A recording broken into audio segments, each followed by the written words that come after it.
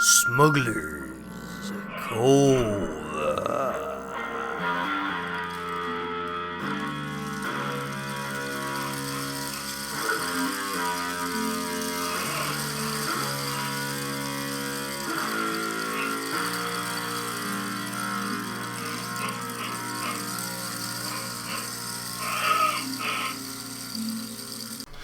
Three, two, one. Aliens and Earthlings. I'm Kutzky, the Space Pimp. And I'm Tony Tallboy. Welcome back to another episode of Smugglers Cove. We're here today to do what we do every other day. Answer some motherfucking questions from scienceofpeople.com. We have a new author. We do have a new author. As you may have noticed last week's episode, we finally finished off the 255 questions. With the strength of a walrus, we did. Mm-hmm, with the strength of a walrus. Listen to episode 12's intro. You should. Yeah, you'll know. So, that 255 question list was done by Krista Brown.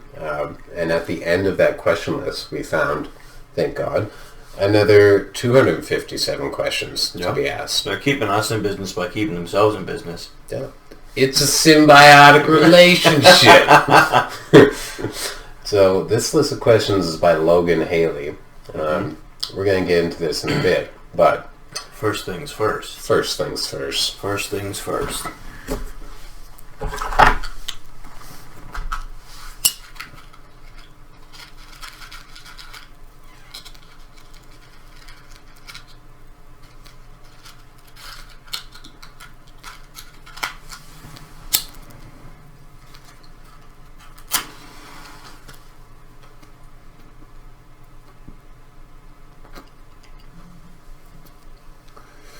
Today I am smoking a Revolution cigar.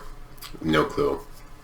There's a smoke shop in town, shout out Prohibition, and they kind of have this sort of a discount section. It's a little box and it has cigars that have been discontinued, or it's the last couple of some cigar that they're not bringing back in. And so there's usually quite a variety, just odd ones. This one just said Revolution on the tag, and it's a pretty odd shape. I don't know if the camera's going to make it out, but it's kind of flat. It's like a squished circle. Anyways, well, that was interesting, and here I am with it. So I think it's really quite stylish, to tell you the truth. Yeah, that's good. And honestly, it seems like your mouth would fit over it better than a normal cigar. It holds well, and I'll also say at the tip, it was like triple layered. Yeah, so you could pick at it without absolutely destroying the cigar. Yes, yeah. This is Tony proof. Well, I think I got a pretty Tony proof smoking apparatus right here. I think you do. Yeah. Tony actually named his pipe this week. Everyone please meet once again. Well, for the first time. Fucking meet. Everybody please hail. Hail Balthazar.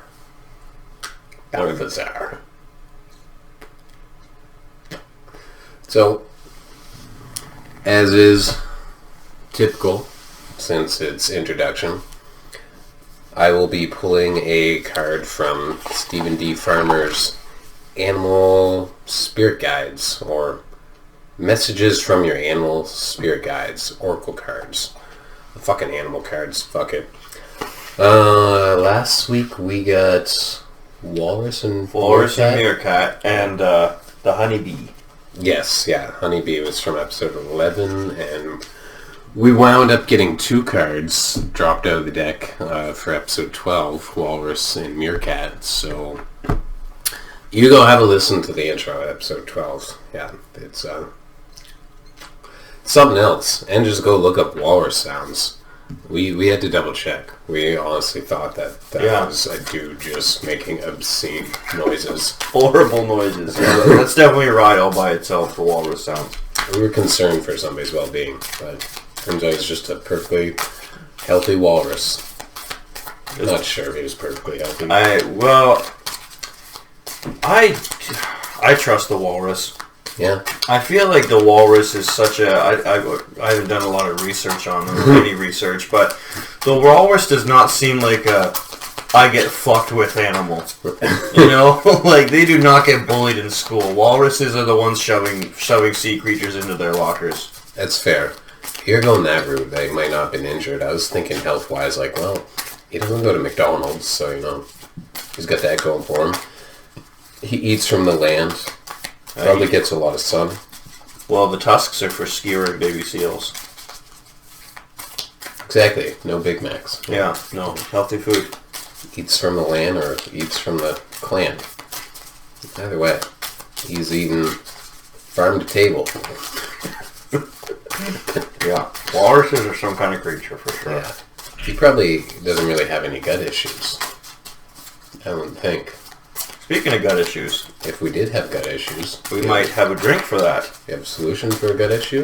Today, Caleb and I, when stocking up for tonight's recording, we found in the health section at Superstore drinks for your gut.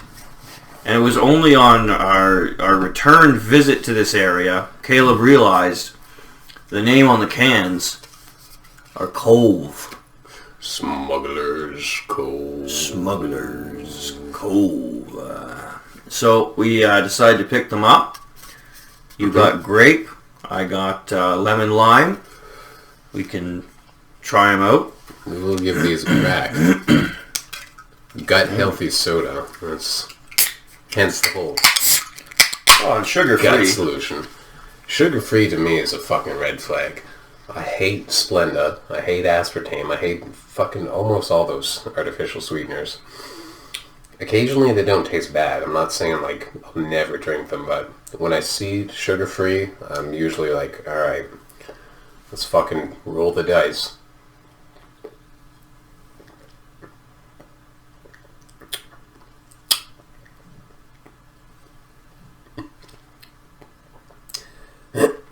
Just tastes like pop. Yeah, I'm trying to see in the dark here if there's Splenda or aspartame in it. Well, it said on the back it had like 8 million fucking probiotics. It was something crazy. Like, obviously not 8 million, but it was chock full. It says 1 billion probiotics. See, it says naturally fuck? colored with lemon and lime. And I guess some people pour it into a glass, but when you have an opaque can, well, you can have a transparent can, but... I mean, we don't even have glasses. No, We couldn't even tell. we can't. Oh. Because of another find we had today. The good old Value Village. We found these charming little jugs. Monk jugs. Monk we jugs. deem them. Yeah. Cheers. Like triple fisting right now. That's good. I read something online this week where it said if you put raisins in your water, it helps detoxify your blood. So I'm in the first stages of an experiment, of which I was not joined on the journey. No, he was not. He was left stranded on that one. I will crawl over broken glass for you. I will not drink raisin water. I'm not a fan of raisins, I found out. Did you never have those like little boxes as a kid, the Sunripes? That's exactly why I don't like them. Huh. So you wouldn't have liked Raisin Bran then either? No. No? No, I've avoided raisins like the plague for a long time. And you know what? It's only done me well. Like, you bite into a cookie and you're like, holy shit, delicious. You've got chocolate chips. No, you have gooey, gnarly raisin. You are preaching to the choir on that one. I hate fucking thinking that it's oatmeal chocolate chip, only to find out it's raisin. Son of a bitch. And Somehow making oatmeal vile. Like, I know that oatmeal's boring, but I like oatmeal. Oatmeal cookies are dope. Oatmeal and raisin is just like, like take your elderly spice of life and go to a dance club for the geriatric or something. yeah, go back to the fucking Legion. Hot cross buns. That's another one that always fucked me up. You know, you have those. I know that all regions have those. Hot cross buns. You know what Is that rich people food? No, it's, I mean, maybe in the fucking, like, Bronze era. Bronze Age, whatever the fuck it's called. Certainly not now. You get a dozen of them at Sobeys for, like, $4. It's a bun. And sort of kind of whole wheat-esque in color, and it's sweetened with cinnamon, and it has raisins throughout it. And they call it hot cross buns because on top, I think this is why, don't fucking quote me, but there's a layer of icing, but it's in a cross, like it's just a T, you know what I mean? Like, it's a strip. It looks like a plus sign or a cross. Yeah. And I guess you eat them hot, and maybe they I don't know, they were served hot at one point. I don't know where the hot comes from. The cross, I can fucking give you the backstory. Well, hot, I would assume at some point they were baked. Mm-hmm. Yeah. This is my hypothesis. Or you're supposed to heat them up. Yeah. You're eating these hot potato chips, these hot crispers. So what do you think about Cove? I feel like when we had that other weird ass drink, the oat milk fucking lemon ginger, that I felt hit my gut right away in a good way. And so this, being that it says gut healthy soda, I have expected it to soothe the gut the same way, and I can't say that it does. I kind of find this one, I don't know, like I wouldn't say it's bad. I couldn't see myself picking up like a 6-pack of it. Like, I definitely think that the single can format that they're going for is for the best. Yeah. Because it just tastes like fucking pop to me. To me, it tastes like, yeah. Does like yours not taste like diet a Sprite? pop? Mine doesn't taste like a Sprite. It just tastes like diet soda. You want to try this? Yeah, I don't mind grape flavored. Yeah. It fucking tastes alright. Here, I'll trade you. I mean, it smells like a Sprite.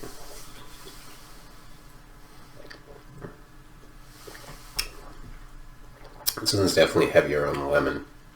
This is way heavier on the lemon. I find yours kind of is heavy on the bottom of the mouth. Yeah. Like the grape is like hoo-hoo-gah, like a beached whale. It just and then like the top is like woo. But I don't know, mine just tastes like generally sweet. Like yours has got that actual lemon like zest, kick, pinch, punch. Yeah, no, that's So mine just tastes like a kid drink. You know? Yeah. If you're trying to trick your kid into getting fucking probiotics. Which, I mean, they're a kid. You shouldn't have to trick them. Just lay down the law. They don't deserve trickery. Just dictate for a while. I actually told that to my nephew. I was giving him another hug after we had a discussion about his issues with video games. Yeah. And I was saying, like, buddy, I love you. And, you know, like, we want you to grow up into a good guy. Just right now, we got to do your thinking for you. When you take over the reins, you can have them. Well, then, yeah. That is the art of life, really. Is that I get a card. The Condor wouldn't go back in. I was trying to shuffle and he just stuck out and then he flipped over. So well, yeah, Condor. Condors. They're related to vultures, aren't they? Some sort of format, I think. I love vultures. I think that's probably one of my favorite birds. I like crows too, and ravens. Unsurprisingly for anybody. Well, I'll read Condor in a second here, but this beauty over here is just nudging me in the shoulder. Oh, hey! You may see I have a friend beside me. This friend was won this past weekend at the Shred Shed. So, shout out to my friends at the Shred Shed. They put on a March break mosh pit. $10 meat bag played. Did some wicked covers. They did a cover of Weezer. I was telling Tony earlier, they play covers, and this is the second time now where I went and looked up one of the songs that they've covered and realized that their cover is better than the original. The first one was Roots Radical by Rancid. I'll go on the fucking trial. What do you go on with you? I'll go in the fucking courtroom. I'll fucking whip it out in front of the judge and say that, their $10 meatbags version of Roots Radical, fucking Rancid needs to give credits to $10 meatbag. And the other one that I heard this weekend was Say It Ain't So by Weezer. They did a fucking wicked cover. What other song does Weezer do? Hash Pipe, Island in the Sun, Buddy Holly. Hash Pipe, okay. I'm not really the guy to ask. I mean, I can tell you those ones, but I know that there are like some real deep fans of Weezer. They've had multiple albums. That's about all I can tell you. And I guess the albums were named after colors. There's like the green album, the blue album, and there goes my Weezer knowledge. Anyways, they had a bit of a competition. They had some music playing. It's basically a mini ramp in a shed. Well, it's in a barn. They call it the Shred Shed. It's in the countryside of Miramichi, a place called Red Bank, and I was in fucking heaven. There's a mini ramp, and there's a band playing on the fucking mini ramp, and I'm skating in the mini ramp, and it just was like, I'm in a music video right now. I'm in some sort of my version of like 14-year-old heaven. Every time you tell me the story, I literally get camera angles like I'm in the movie. Like it's panning around you and like looking up but at a skewed angle. Like when you tell like about the surrounding, it's like no, like I'm whoosh, whoosh, whoosh, and like I'm seeing the girls dancing, and it's like waka, waka, waka. Like the camera's shaking, the sweat's going, the booty's doing her thing. Might not have been so many booties, but I thought you said there were honeys dancing out there. No, there's some girls there, but no, it was. They were all being respectful and modest. Yeah, they're being reasonable. No, what a time to be alive. Nobody was thoughting it out, so that was kudos on that. There's no place that I actually would be comfortable at. You'd fucking love it. I can't see anybody not like walking in there. My only hesitation would be like, I don't know if you'd want to spend 6 hours there, but anybody would fucking enjoy at least 2 hours there just watching the craziness, and especially like last week's event with the music, live music. Well, I'm sure there's some woods I could explore, or a creek to splash in.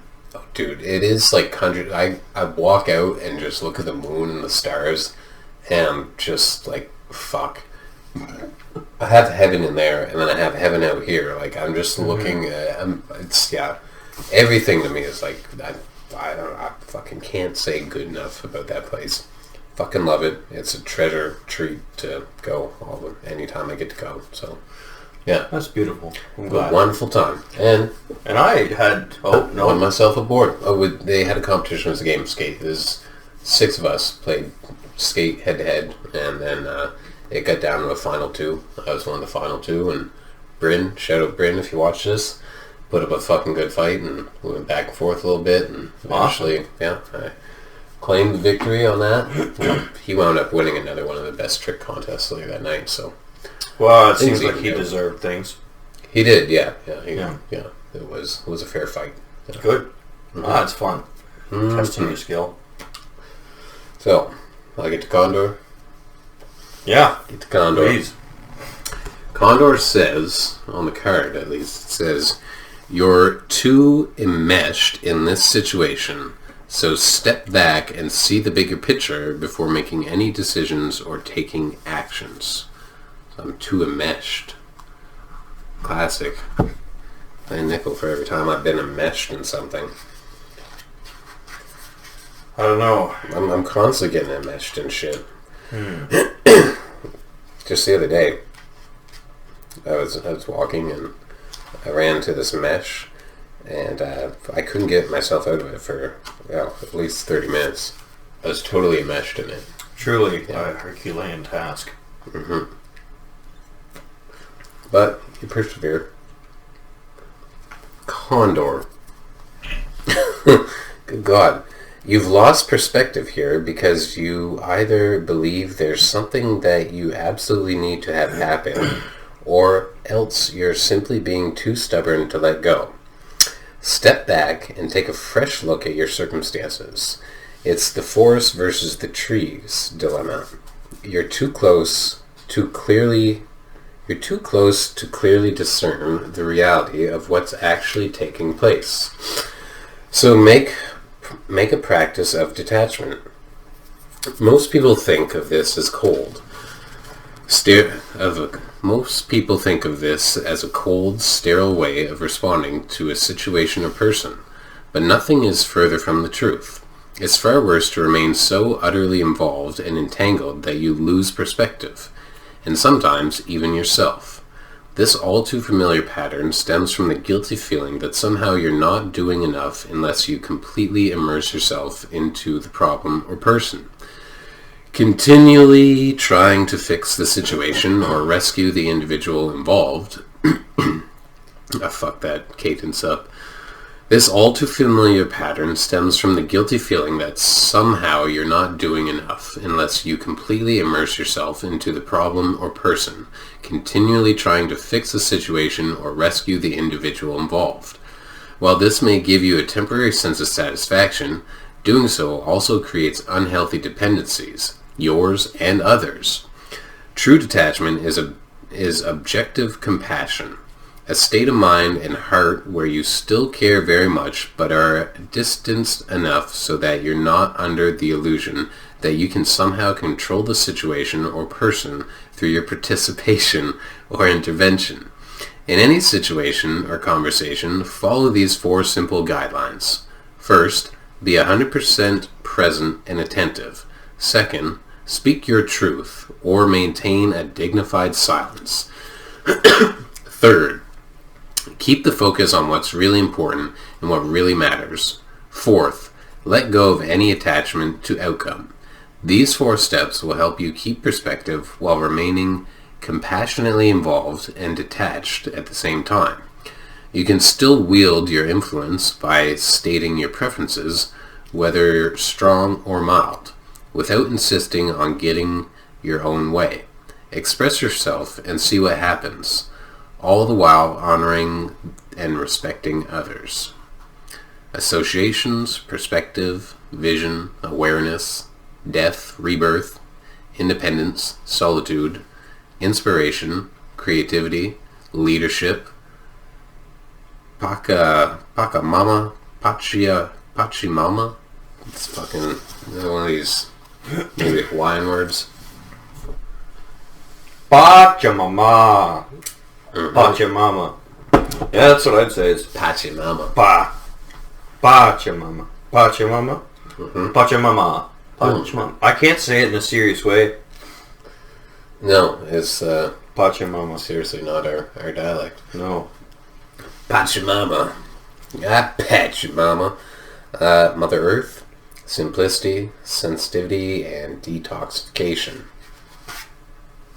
Yeah, detoxifying your gut with 1 billion probiotics, allegedly. That's how it needs to be. Yeah.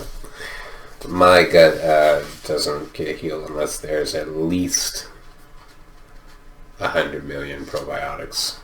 Anything less. Well, because your gut is like a whole different ecosystem in your body. I mean, we are ecosystems in and of ourselves, but... For sure. But what other fucking problem in the world takes 1 billion of something?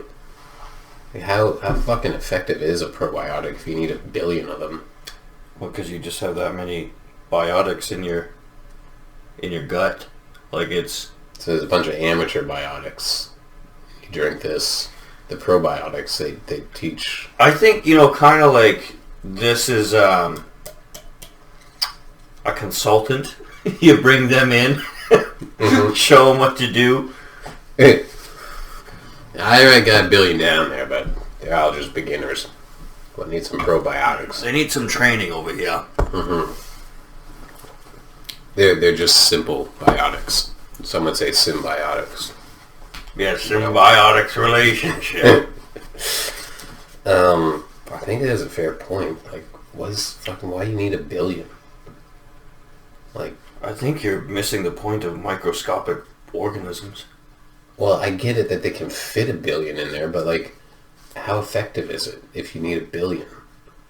Like, can't one just do the job?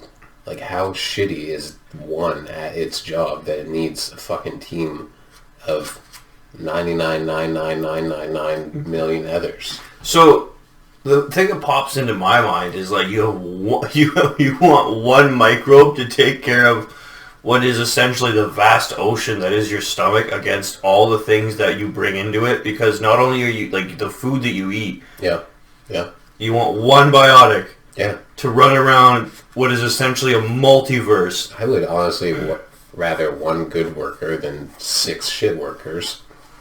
And I mean, if you need 1 billion of them, it just makes me think that they're all really fucking terrible at their job. It's taking 1 billion of them to do what one probiotic. You know what we need is one god biotic. We got these pros, but really, how good are they? I can't do it with you right now. You're just so wrong. I don't know all the science behind it. I just know you're so wrong. I don't know. I ain't got a point. Get it together, science. Get it together, probiotics. Yeah. Fucking level up. I don't really think you're all that pro. Who fucking gave you your name on a board? That's the qualifications for a pro skater. So you gotta have your name on a board. Oh, really? Yeah. So once you get your name on your board, you're certified pro. But it has to be someone else's board. Well, your board company, typically that you're sponsored by. Oh, yeah. Okay. There are some people who, like me or you, we could just, get in contact with the company who makes boards. And it's more so like a warehouse. They just make the physical boards. Mm-hmm. Then we could get in contact with somebody who puts the paint on them, the graphics. And then we could license our own company. And we could have our own board brand. Now, that's perfectly fine if you or I did that. However, if you or I did that, and then we decided, hey, I'm going to turn my friend pro. That's something that's happening right now. Some people think it's cool. There's a very limited amount. I'm not one of those people. But there are some people who think it's A-okay. Now, I wouldn't say they are pro. They're similar to a probiotic. They're not really pro. You need 1 billion of them to equate one real pro skater. I guess in this context, the real pro skater would be the god biotic. But I'm just saying. Have you ever watched The Dark Knight? The Batman movie? Yeah. Yeah. You know the scene where Joker comes up and he starts talking to all the people at the dinner and everything gets really tense? Mm-hmm. That's what I felt like right there. I knew I wasn't in trouble. Like, no knives are going to go in my cheeks. Oh. But, like, somebody did something. And it's like, you think, I got a plan? Like, yeah, I think they know who they are. And the wrong that they've done. As they should. They should. I'm with you. That does sound cheap as fuck, though. Yeah, it is, like, just... It ruins or it compromises the integrity. I foresee that, in the future, it might benefit us. But the standard that has dictated pro in skateboarding, it's got us this far. It has merit. And to just sort of overlook that because you have created your own board company by, texting and calling and emailing a bunch of people. Mm-hmm. I don't know. Well, there's a lack of authenticity to it. It's not good. Yeah. And that guy exists now. He's got a pro fucking board for this company that some people know about. And he's not... I don't know how to say this. Real pro skaters are not necessarily even living a glorious life, but this guy is living even less a version. So, yeah. I don't know. I'm sure that the guy who's probably has an actual job and he's, a decent person. He's also a good skater. It's really nothing against the quality of his skating. Mind you, the quality of his skating is not quite up there with the top pros. Mm-hmm. However, there is a bit of a berth in the skill range. There's some people who are just damn near savants and others that are just, pretty good. But he would be, if he were to be on an actual brand, he might make it to amateur and he'd probably stay at amateur for quite some time. Or he can, dilute what pro means and well, I think at the end of the game though people are just gonna it's gonna be very very plain and that'll just the crowds will segregate on their own, like real authentic pros and then the piggybackers or the twinks or whatever the you want to call imaginary, them. the probiotics. Yeah, the probiotics. So did Condor speak to you in any sense, or? At a lost perspective, maybe losing perspective. I'm still like hooked up on my honeybee situation. I had a good kind of epiphany when I was coming back from the shred shed weekend, just to sort of remember that I have a room, like an opportunity to teach here rather than just to preach. Well, I did forget, remember, I was part of the honeybee. Well, see, this is what I did. I've had pages and pages here. I tortured myself on fucking Thursday and Wednesday just trying to figure out how to forgive. And I kept trying to write, like, apologies, and they were all inauthentic. Why are you writing apologies when you need to forgive? I need to forgive? Yeah. Because it appears as though I've forgiven if I apologize for my actions. Well, to me, that's not, like, appears. I'm saying appears because that's all it could do. Like, forgive them for doing what they did. Like, I'd say forgive them for not having the level of insight that you do is probably something that would be worthwhile. Because I've been, not thinking about it as much as you have. Yeah. But I've been thinking about it, too. Yeah. And I'm watching again to get the screen grab for the Instagram story. I was like, I don't know if my good old pal Caleb there is really focusing on the forgive part, And that was something I was going to bring up to you anyway, so I'm glad that we got it rolling on our 13th episode. Mm-hmm. But the Condor kind of spoke to me today. Yeah. A bit about the situation I talked to you about earlier. Yeah. Until the last part, the 4 steps, I was like, I can't just remain silent in this instance, when it comes to me being a personage of I hated the 4 steps. I'll touch on the 4 steps, but I'll just wrap up the whole forgiveness, because you might have some insight for me that I'm not seeing. Because when the forgiveness for forgiving them, it was kind of like, all right, I can forgive them for not knowing what it is that would be helpful for them to know. And I guess to me, when I saw it that way, I was like, this is an opportunity for me to teach.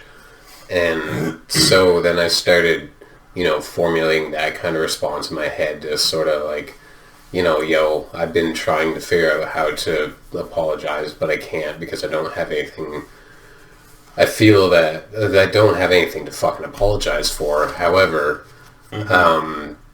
where you're coming from, I see it now as, a forgivable behavior rather than just a shitheel behavior.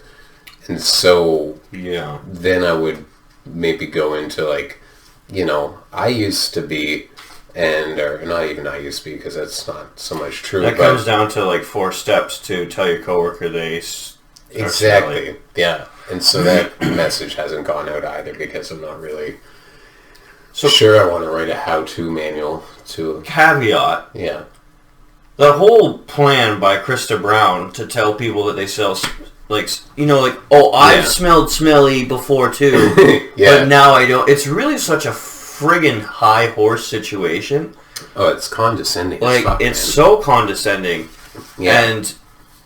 obviously, I've had my struggles, and I've talked to people who are struggling with much the same stuff that I have. Yeah. And I'll be like, when I talk to them and tell them what I really think about their situation, I'll make sure to say, and, this isn't coming from a place of condemnation. It comes from a place of me knowing. Yeah. It's not, I really don't want to be, I used to be like you, little man. I was an idiot. Yeah. Understand, no, I'm still with you in this trench. I'm digging my way through the mud with you, buddy. Because if you're doing it right, you never have to mention I used to be there. If you're doing it right, it's pretty well understood because you'd be talking in a manner that's evident that you come from that place. At the same time, though, some people just fly off the rails and misunderstand things either because they're but then that's kind of your fault, right, for not judging you're No, not reading sometimes the you can room word things well in the enough. best way, and people are just... Yeah. At some point, you know, like conversations are kind of 50-50, but some people just, like, if they grab the wheel and steer it into a ditch, you know, you can be driving as careful as you want to, but if they have a strong forearm... Yeah. But then what I'm saying, it's like, it's on you for knowing that you shouldn't have had them as a passenger in the vehicle. I'm saying that when you do decide to take the time to try and give, it should be done ideally with the knowingness that you are going to actually be able to give. Yeah. And it be Okay, received. yeah, make it a worthwhile endeavor. Yeah, to know that they're receptive to what you're about to give. That's where I'm in a pickle, I guess, with this. Is like everything I want to give, I'm not sure that the receptivity is there. Well, I think maybe we should try and hash that out a bit, maybe off air. Yeah, but I feel that wraps it, because I wanted to talk about the 4 points, and I just, wanted to mention to you some of the details. And I mean, people who aren't understanding this will pick up the cues and probably put together what the hell is going on. So these 4 steps, there's one that fucking just irked me. Ironically, it'll probably be number 3. I fucking hate 3s. Okay, first, be 100% present and attentive. I mean, of course. Fair. Yeah. You know, pay attention to what the fuck you're paying attention to. Yeah, don't absent-mindedly try to help someone. Yeah, it kind of goes without saying, I would hope. Yeah. Second, speak your truth or maintain a dignified silence. I rolled my eyes at the speak your truth just because of the terminology, but you know, that is fair. Like, speak what you know to be true. Wording is a thing. Yes. Yeah. No offense, Dr. Liverpool? Farmer. Dr. Farmer, house close. Yeah, very close. They both have E's in it. Sure, there are farms in Liverpool. And ours. Yeah. Wait, so he's Dr. Farmer? Yeah. Not Liverpool. No. Right after we said it, I got it mixed up again in my head. I was like, so Liverpool it is. They probably have England and Liverpool. Second, speak your truth, maintain dignified silence. I can get on board with that. Third, keep the focus on what's really important and what really matters. This is where I found it was too open-ended. Because if your focus, what really matters to you, that's a wavering bar, right? Because what really matters to you might not be so conducive.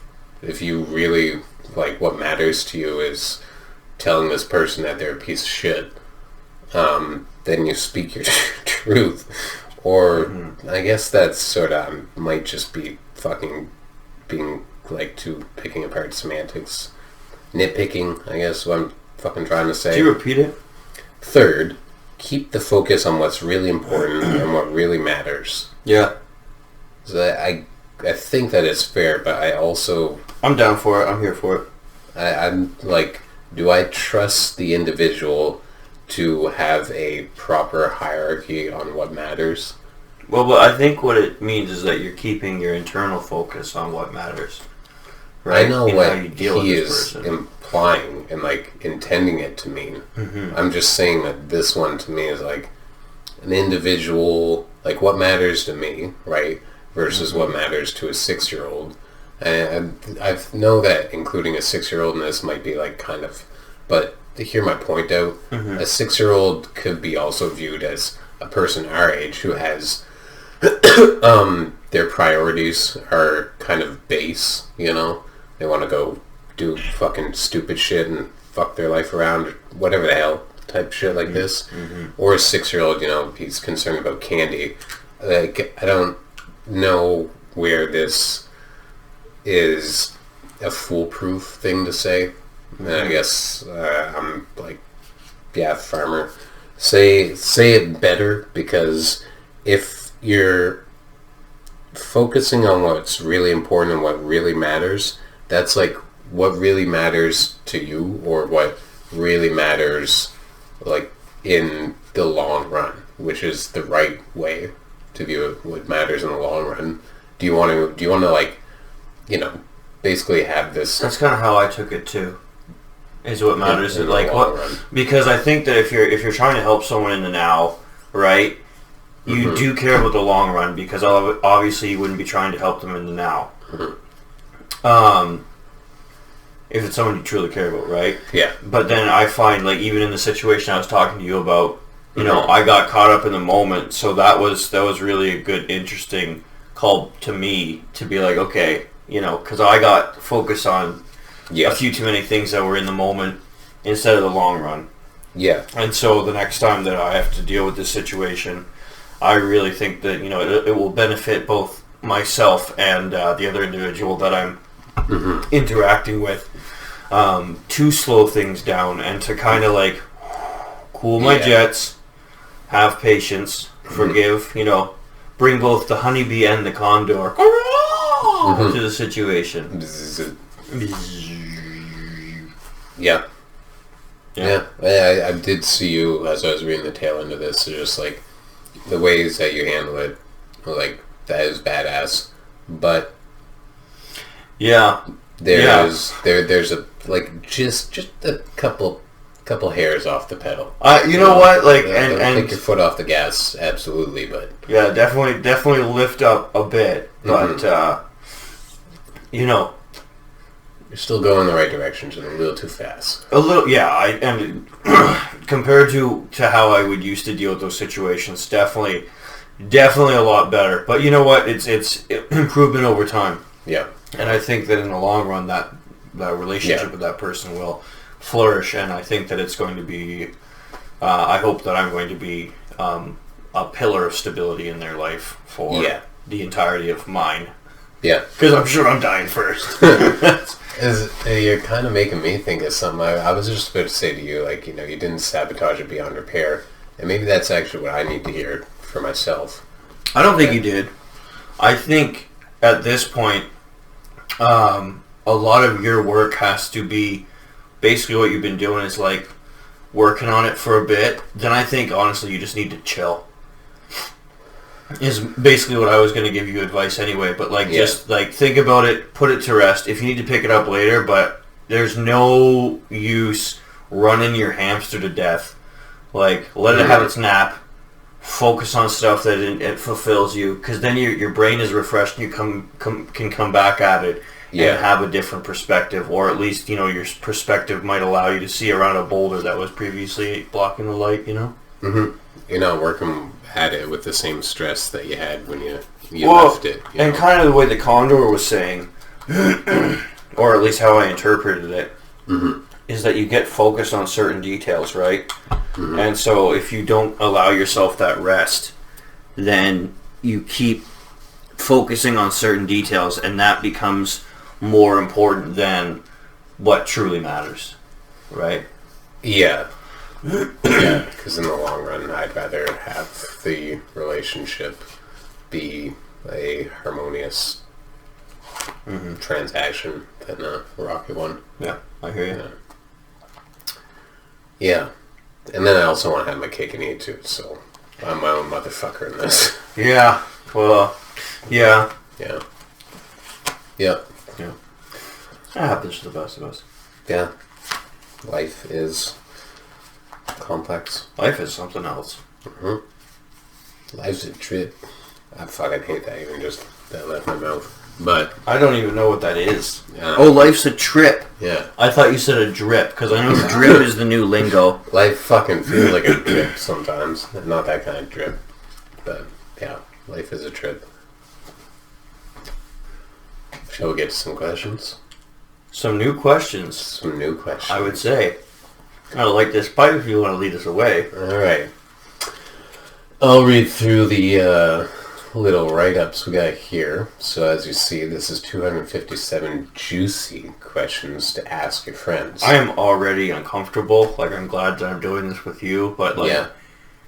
Also... If somebody invites me to anything that's juicy... Like, I'm getting flirted with or taken advantage of, maybe both. Yeah. Also, Logan, work on your titles. Juicy questions to ask your friends.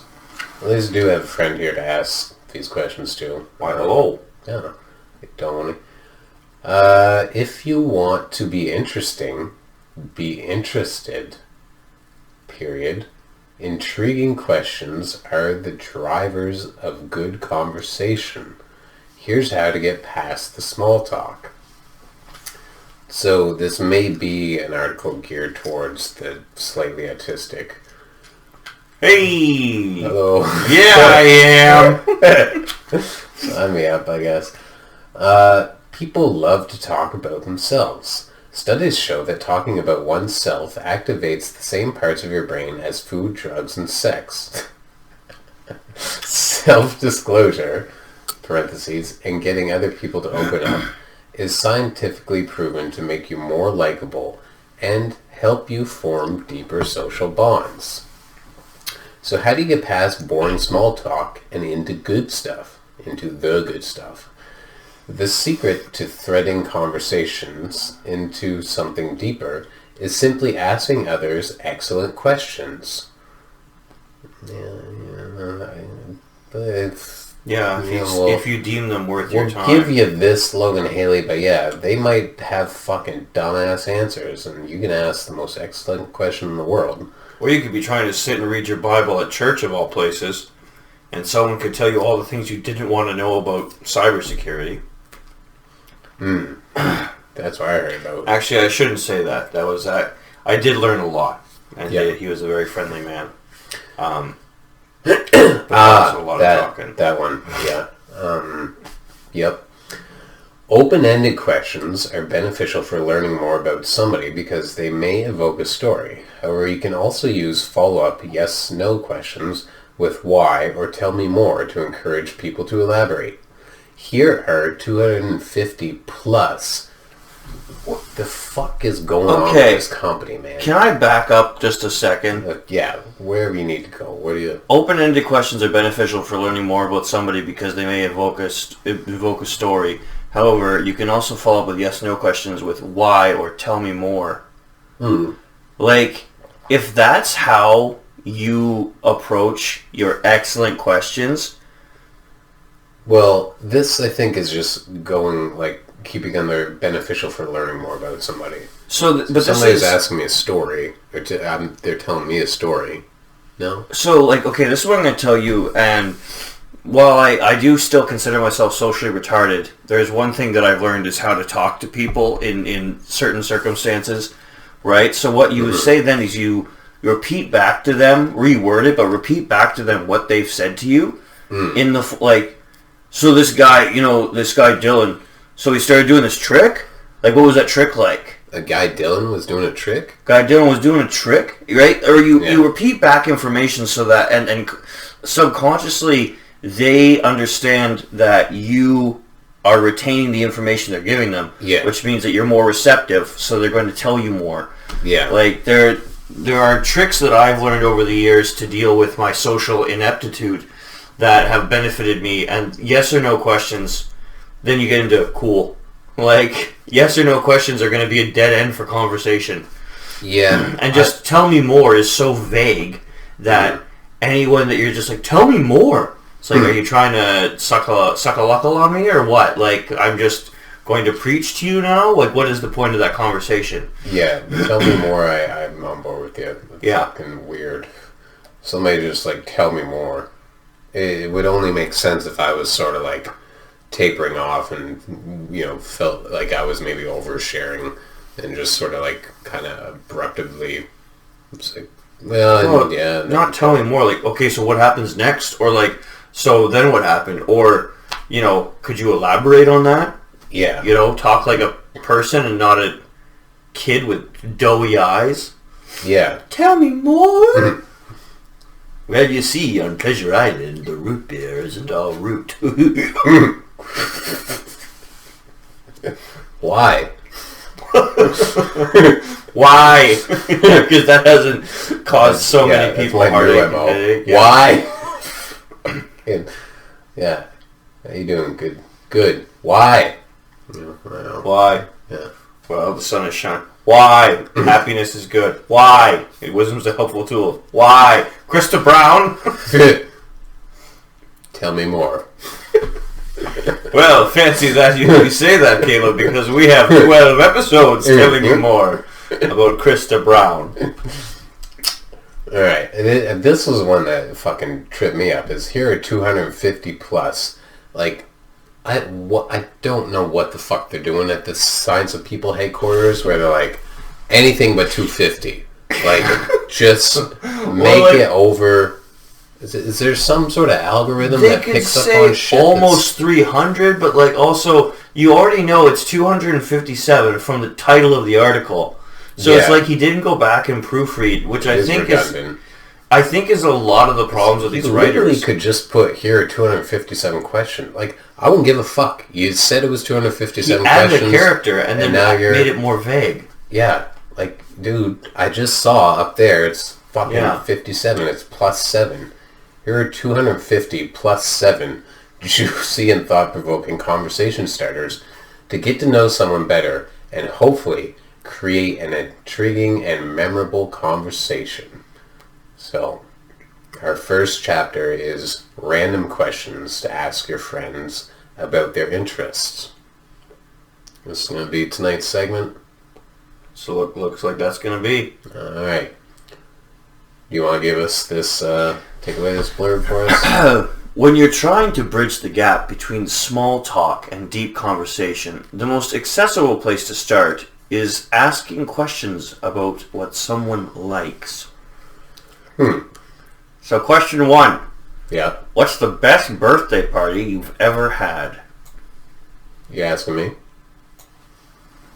I'll tell you. Ah, excellent.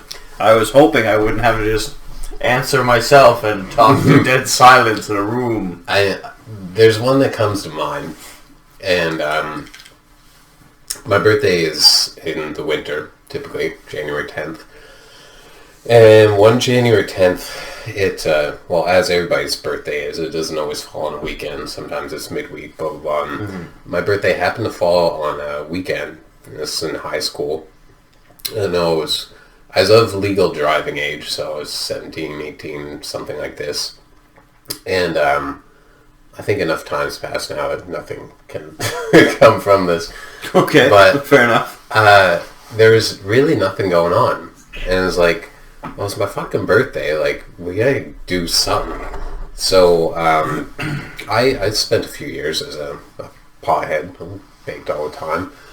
Typically in the evenings. Wasn't much of a wake and baker, but, you know, in the evenings, meet up with some friends, rip some bongs.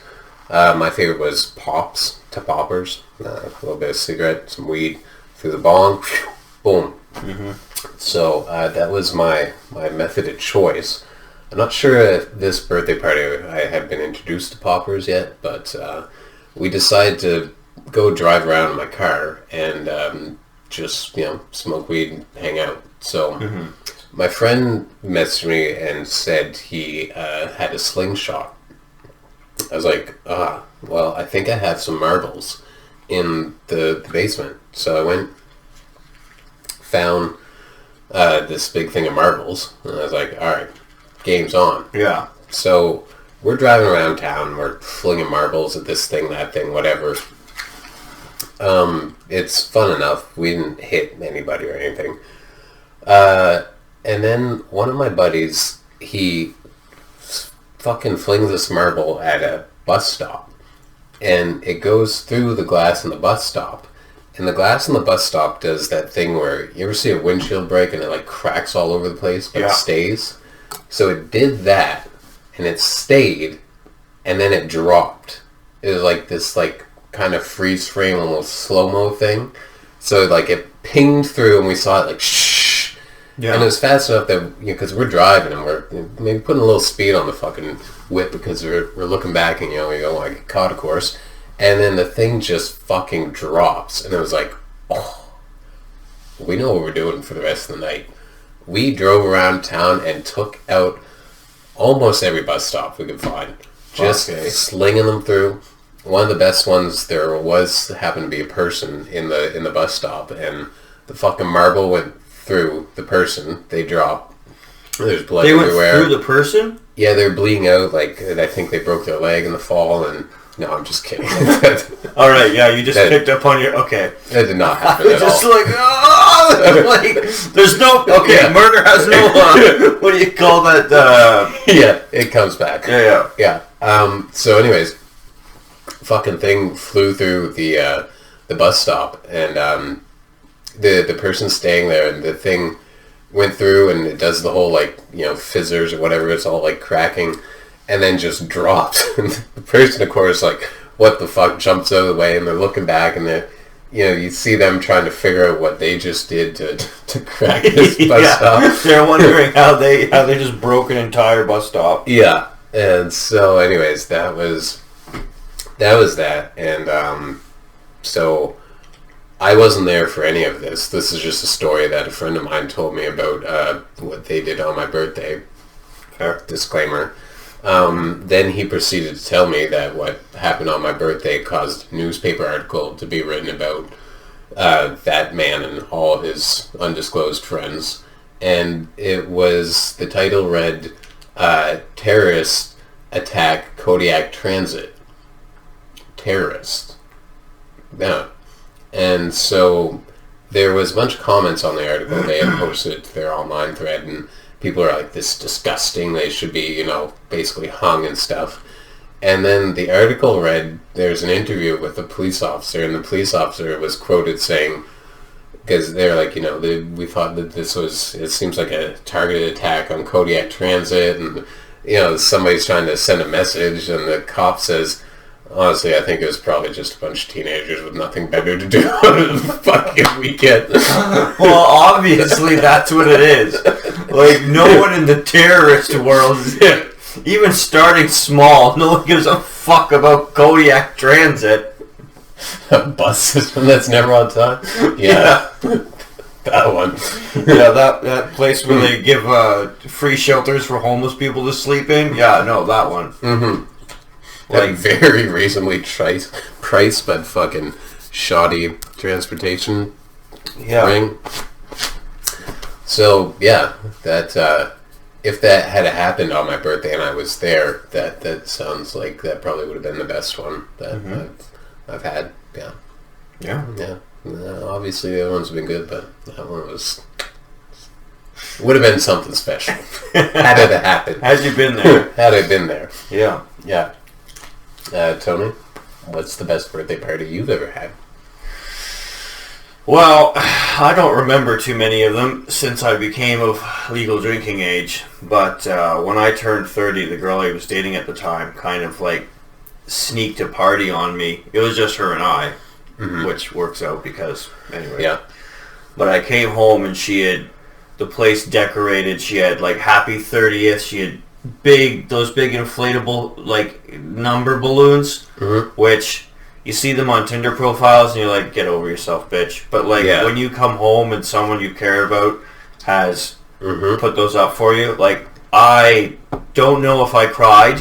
I definitely like excited squealed. Like, I was just so stoked. And then she didn't make me a birthday cake because I'm not a big fan of cakes, but she made me a hot dog cake. She made like this big bun and these bunch of hot dogs with like my favorite toppings on it, like jalapenos and cheese and onions and things. And that was my birthday cake. And that was I like the sounds of that. No, that was, I'll show you a picture of it later, but it was absolutely just the best birthday. And I think too is because I told her I'd never had a surprise birthday before. But that was kind of the surprise. She was really good at doing stuff like that. She do good. She was like, one of her love languages was like presents and like making things for you. Like for Christmas, she did an advent calendar that was Pringles cans. So she just was bringing in bags of Pringles to work, being like, I'm making something for my boyfriend. Like, eat these Pringles. And she hid it from me somehow. And then she did an advent calendar with just like the Pringles cans where I get to open those. Oh, I see. Okay, I'm picturing it now. Yeah, and it was a little Christmas tree. That's actually how I was picturing it. It was perfect. She did a bang up job on it. Awesome. Ironically enough, she was buying me a lot of cans of beer in those cans. But I got some cool socks out of that and some really good memories. But yeah, anyway, that's Christmas, not my birthday. But yeah, I'd say that was my best birthday, because every other birthday, as depressing as it is, I would go to the bar and buy drinks for other people. And or just sit alone at the bar and drink. It's kind of the reverse of how it goes. Yeah, no, well, when you've had the friends that I've had. Yes, I've heard tales. Yeah. Yeah. So, thank you for the one good birthday. I've pretty much been to Arby's for my birthday for at least the last decade. That's not bad. No, it's not bad. It's not bad at all. Yeah. I was telling you, this year we were in there, and my sister saw her friend's mom, and so she, hey, what are you doing? And obviously, I was there with my family, and so my sister said, "Oh, we're celebrating my brother's birthday. He loves to come here. It's kind of tradition." And she says, "Oh, that's funny. It was my husband's birthday yesterday, and that's his tradition. He loves to come here. He's turned 50-something or 60-something. So I'm not the only one who thinks that's a stand-up birthday venue. I would like to, in case I was on a trial." I'll start you off with number 2, Tony. Sure. I wish I could get this pipe to start off. It is too tight? Yeah, it's too tight, and it keeps only lighting on one side, even though I'll figure it out. Taste-wise, still like the other one better? It's tasty. I like the Natalas. I'm trying a new flavor of a new variety of pouch tobacco tonight. I finished off my Mr. B's Natalas. Mm-hmm. Now I'm trying Smooth Sailing. Pretty fitting for the cold, but it's not bad. But it's not as tasty. No. And as enjoyable, I think. Definitely the aroma. I'm not smelling it as much. Yeah. Yeah. And I think, like I said when we were walking back with the pouch, I'm going to go back, I think, to my original pouch. I think that was really struck gold with that one, but I do want to try other flavors, and like I said, I want to see if I like Levitica and stuff like that, like different kinds. Yeah. If I can get them here. It's hard to say. I want to know if you like that peppery flavored one instead of that's sweeter ones. So Levitica is typically what those are. When I was doing my research on it, was like I want either aromatic or Levitica. Mm. So there's more types then? Yeah, I can't. I didn't keep record in my mind of those ones, because I was basically like out, this one. Remember those two? Okay. That's good to know, because when I tried the aromatic one, I was like, and then I only thought there was the peppery one or the fucking sweet one. So I was like, I want to have the peppery one, but there are ones that taste like cigars then. 'Cause to me, peppery is not, it doesn't describe a fucking cigar to me.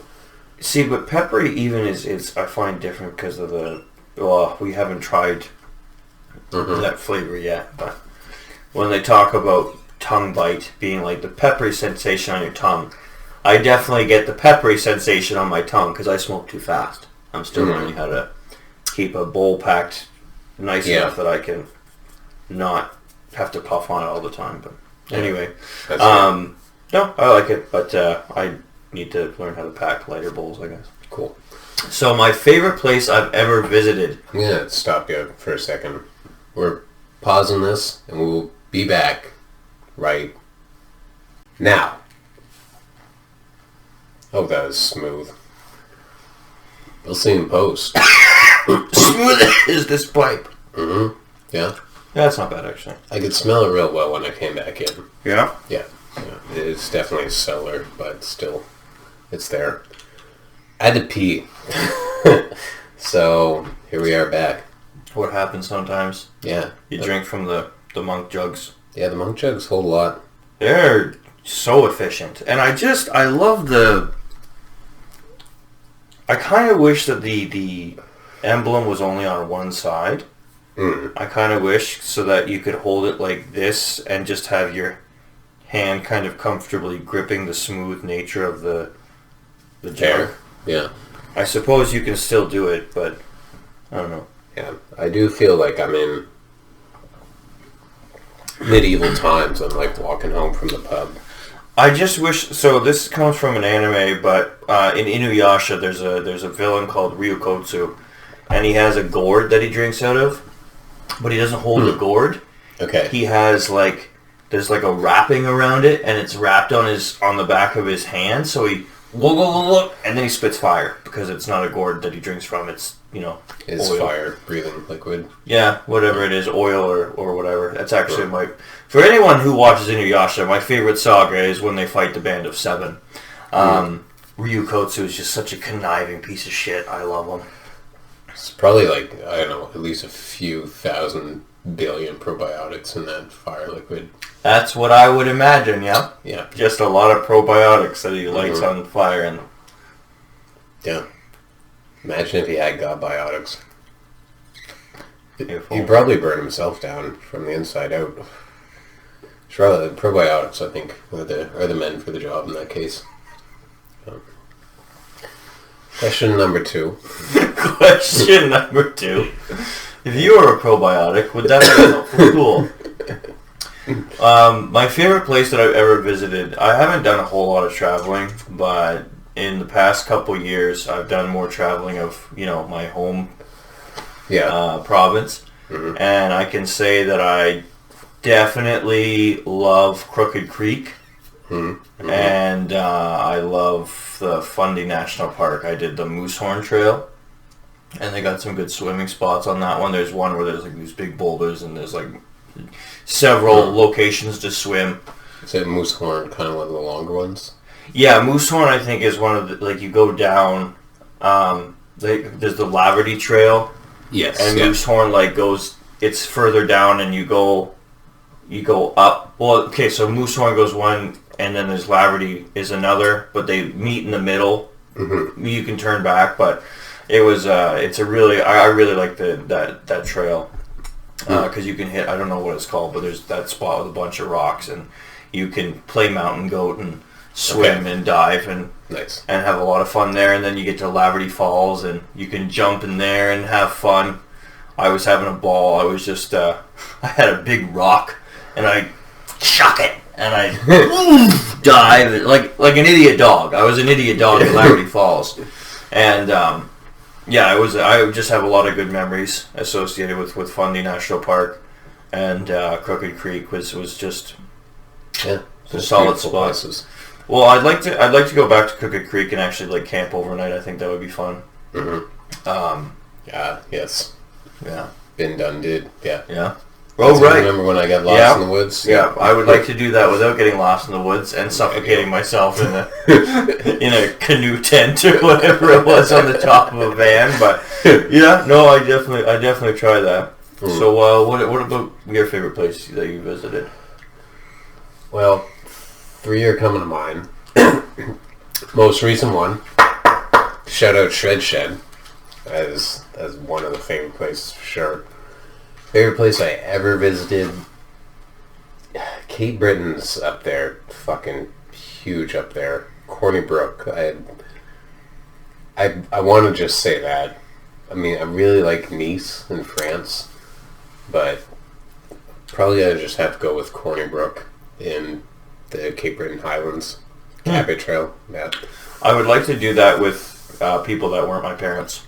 Mm-hmm. Because going with 2 senior citizens on the Cabot Trail. I don't think they were technically seniors, but the mindset was there. A little different vibe. Well, and I think I was prepubescent as well. So, although we did stop at a corner store or a convenience store along the way, and they had Jerry Springer on VHS, which I thought was absolutely amazing.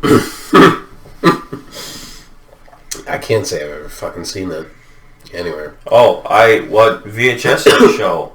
No, I've seen Springer. I just mean to go into a random gas station and have Springer of all things on VHS.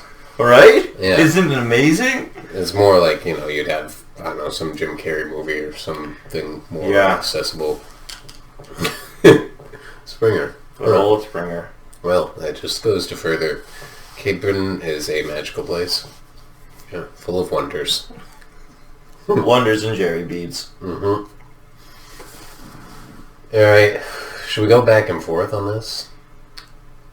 You mean like I read the next one? Yeah, because does it matter? I We're both don't. going to answer them. I don't particularly care. I think we're just going to forget. Do you like to spend your free time? Yeah, how do you like to spend your free time? Other than Smugglers Cove. I like to... Well, I'd like to do more art. I like to do art. I spend a lot of time in the bathtub. I've been playing Xbox more recently. Yeah. And darts, I can stand there for quite a bit and just throw darts at a wall. I need to get back into reading, but reading is one thing that I like to do as well. Yeah. Playing chess against myself. Nice. Because it's hard to find someone to play chess with in my basement at 3 in the morning. But, yeah, spending my free time... I assume this is like on your typical day. My free time is spent a lot either just puttering around and, doing my little workout, reading, drawing, Xbox, darts. That's basically it. I'm trying to get away from my phone at the same time. I started picking up my Russian lessons again on my phone. Nice. I want to get... Yesterday, so one of the things that I did this weekend was I went to the banya, and I hung out with my friends, and holy fuck, for one thing, my friend's house just smells amazing. Like, I walk in there, and it's like, different country! Like, yes, dom. Yeah, not dom. Anyway, yeah, dom. Anyway, but it's just like being back, hanging out with my buddy, like having the Russian going, learning new Russian words, hearing him talk to his other friend in Russian, joking around and like learning these words in Russian. His sister's speaking Russian to him, and I'm teaching her English words. She's teaching me Russian words. Hanging out with his super Russian dad. Well, actually, his dad's like the least Russian of all of them because he is more fluent. And he's got... In English? In English, yeah. He's got a Russian-Irish accent. Because that's where he learned his English. If you didn't think Russian people could get more intimidating, you were wrong. That being said, he's like... Well, he's a man, right? Yeah. But he is honestly, he's definitely like a fuck around and find out dude. Like, he's not a guy that you would ever want to piss off, like, not even, like, this much. But he's also one of the most caring men that I've met. Yeah. Which I think is just a testament to the overarching duality that is Russian nature. And I love it, because they're just... it's like it's like flipping a coin. Like, both polarities. Yeah, exactly. Yeah. Like, and I love it. I friggin' love it. But that was what were we talking about? My free time. What do you like? Oh yeah, no, I'm getting back into doing my Russian. So cool. I got a few programs on my phone, apps as the kids might call them. Yep. And, so when you go over there, can you carry on conversation in Russian to a somewhat of a degree? Like the slightest degree. Yeah. Because it's basically like... Well, I guess when you can do the, like, hey, how are you? I can ask that, and then they'll respond not in, like, хорошо. Like, как ты? Like, like, they don't respond in the cookie cutter answers. Like, they'll actually give you a response, and I'll be like, хорошо, отлично. Like, so I have enough Russian under my belt that I can be cute as a foreigner. Is basically what I have. But it's something that I just need to bite the friggin' bullet. And, it comes. Yeah. Well, and I think now that I have a bit more self-confidence when it comes to the tasks, I'll be able to just set my mind to it and get off Instagram and TikTok and Reddit. For sure. Because those are just big time wasters for me. Yeah. My free time, I like to play with fingerboards, for sure. Recently got myself a bass, so I've been definitely putting some hours in on that. Skateboarding, that's always one of my favorite things to do with free time. Not just for show around here. No.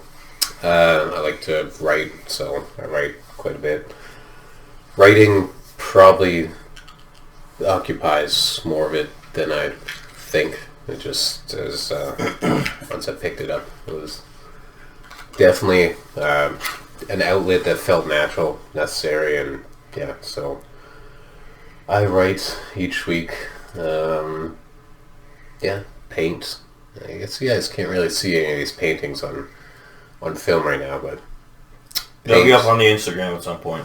Yeah, we can take a panoramic of the room or something. I think that's honestly if we did like we were talking about doing filming for the TikTok.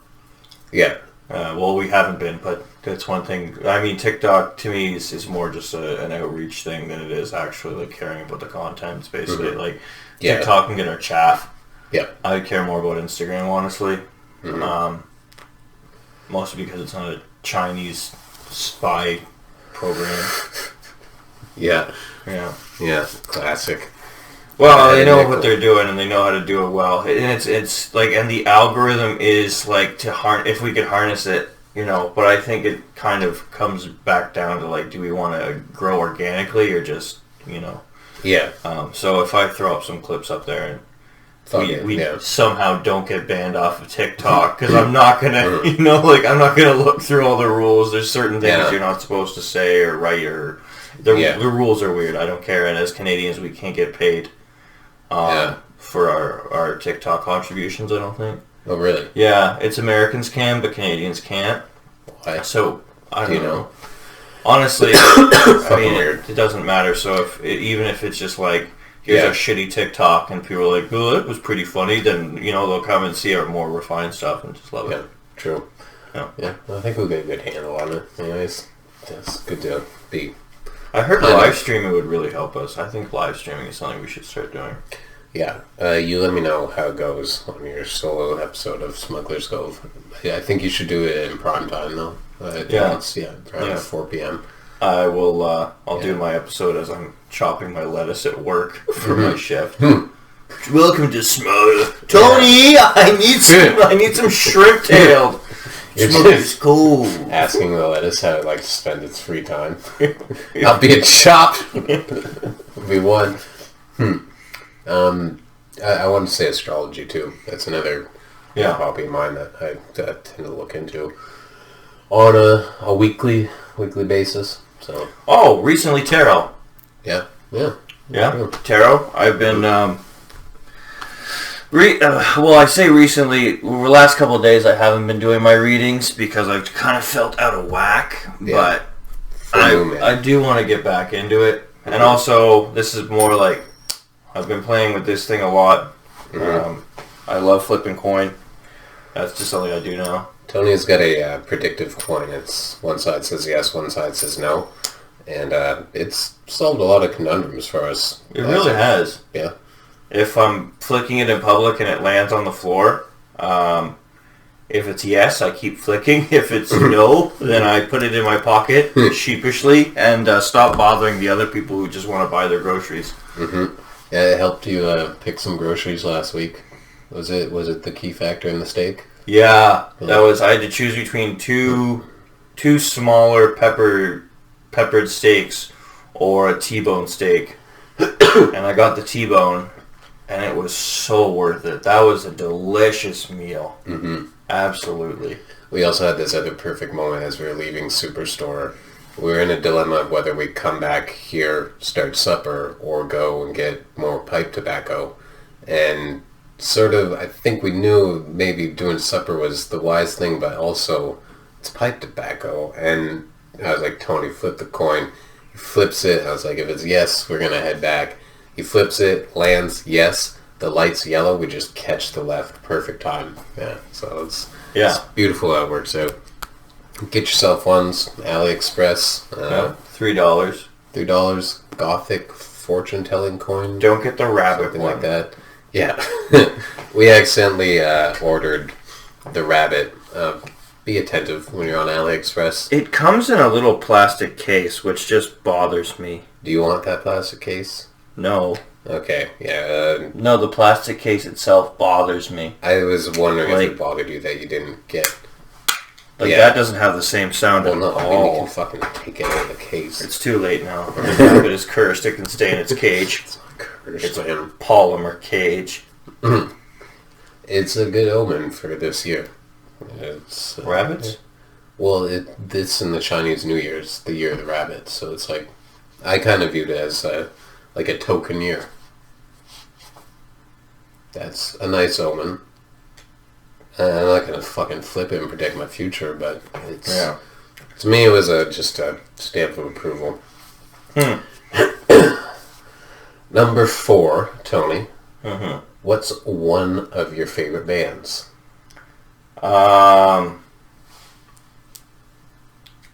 Not Iron Maiden. I have a bunch of albums at my house that I'm going through, and one of the things in my life that I'm trying to stop is I get into one thing, like I'd hear one song that I liked by a band for Iron Maiden. It was Run to the Hills, and I then went out and bought basically the discography at HMV. And so then for years I didn't listen to any CDs because, I've got so many CDs, how can I listen to them all? So then they've sat, so now I'm finally cleaning out all the junk in my life. And so now when I throw darts for hours on end, I'm listening to Iron Maiden CDs, figuring out which friggin' ones I'm going to throw out or donate and which ones I'm going to keep. So far, out of like the 15 I have, I'm keeping 1. Maybe 2. The Final Frontier is pretty good. Our Slave is a really dope album. Plus, the last song is Rhyme of the Ancient Mariner. It's like an 11-minute song. Yeah, that's a good one. But favorite bands that I listen to... just quick on the Iron Maiden one. Do you have Brave New World? Do you have that album? It's an Iron Maiden album, obviously, but it's when they switch singers. I might. Yeah. Do you want it? If you do, I'll take it, I like that one. I mean, I'll listen to it and see if I like it. Yeah. But... either way, I'll let you borrow it. If nothing else, I'm not going to be like, oh, you like this one, do you? I've got it on fucking burnt disc. Wait, no, that's Aladdin. So, but anyway. I've got an Iron Maiden story for you. I'm trying to remember exactly what song it was. It might have been, they have one, Ace. No, Ace of Spades is fucking... Ace is High. Ace is High. I think it was probably The Trooper. I'm pretty sure it was The Trooper. My friend calls me. This is back in the day, of course, no cell phones. Yeah. Cell phones might have just been coming out, but we didn't have them when we were kids. So he called my home phone. My mom's like, Caleb, go down to Evan. I took the portable phone, and so I'm talking to Evan in my room. And he's like, dude, you gotta listen to this song. And his mom's boyfriend had an Iron Maiden live DVD, and it had The Trooper on it. So he put his phone up to the TV, and that's how I heard The Trooper for the first time. Via the phone, via DVD. That's pretty dope. Yeah. So, anyways, sorry. Well, not sorry. Continue on your favorite band that's not Iron Maiden. I have a few that I want to try and get back into, but my favorite band is probably... Lion's Law. It's a British punk band out of... Oh wait, no, it's a French punk band. Yeah. Out of France. Okay. They do Oi. Other than that... They do Oi, like... Oi, it's a... type of... version of British punk. Oh, okay. They wear suspenders and shave their heads. Yes. Yeah. And have a unfortunate association with unsavory characters. Regardless of the messages. Is that not just the rude boy look? Well, they call them skinheads, but it's like I think I've told you before. It's not that. It's skinhead, but there's a different if you if you look up skinhead bands from America, the message is very different. Okay. Than skinhead bands from Europe. Of course, they still have that problem because it does attract neo-Nazis. Yeah. But overall, it's like, get out of our shows. We don't want your bullshit Nazi politics here. A lot of skinhead punk from Europe is about brotherhood and working together, kind of apolitical, fuck the government, but being a hardworking man, drinking all the weekend and getting in fights at bars. And, and looking sharp. Yeah. It's... And honestly, they looks cool, but I mean, you can't really. For a while there, I was thinking about kind of doing it myself, and I was like, you need a clan. Like, which that like you need more than one dude walking around being a skinhead, because that's just that's a good way to get your throat rearranged. But, there's a big clan in America. I think it's predominantly in America. Yeah, that one. Yeah, it starts with a K, right? They do the cool hip spelling of clan. Yes, yeah. That's one. I hear their hats Yeah. I don't know how they starch them so well. They get in a lot of trouble though. That might not be the right clan. I would rather not associate with them. Yeah. But yeah, I'd say Lion's Law. Mm-hmm. You know what I should have said without going into all the discussion, political sociology or whatever. Yeah. System of a Down right now, I think, is one of my favorites. That's a fucking good one. Soldier Side, like if I'm having a bad day, I listen to Soldier Side, and for some reason it just like, it kind of like lets my soul cry and then roar with triumph. Nice. Like, on the soldier side, where there's no one here but me. Like, it's just like, it's such a sad song and depressing, but it's also like, I feel like you do get that sense of duty. And then, YouTube will jump you into like Chop Suey, and then like Dreaming, which is not as one that I hear so often, but that's a really fucking good one. Dreaming of screaming, I hate these thoughts, I cannot lie. Something I won't deny. Dream. Anyway, get them out of my mind. Anyway. Do you know the song? I mean, it's got Tony Danza in one of the lyrics. It's like about them going to some like celebrity football game. No, it's a really good one. I've heard that whenever I go to Wise Guys, one fellow who was particularly really quite kind to me. I never had a problem with him. He would always see me and be drunk and be like, "Hold me closer, Tony Danza," and I'd just be like, "What's up, man?" And he was actually a really, really cool dude. There was an instance where some dude came in, an ex-bartender, I think, and he started fucking out the place and like harassing some girls. So Buddy dragged him out and beat the shit out of him. And then that piece of garbage went and got someone to come in and... Yeah. Oh yeah, he lived, but he was, he was a bit quieter after that. Yeah. As one would expect with, So the guy who stood up against him? So the guy who kicked Idiot out of the bar, Idiot of the bar went and got someone, everyone figures, got someone else to come do his dirty work and give him a poke. Poke, okay. Yeah. I was trying to determine what the weapon was. Yeah. Yeah. Yeah, because it'd be... Yeah, not a... Yeah. Okay. Yeah.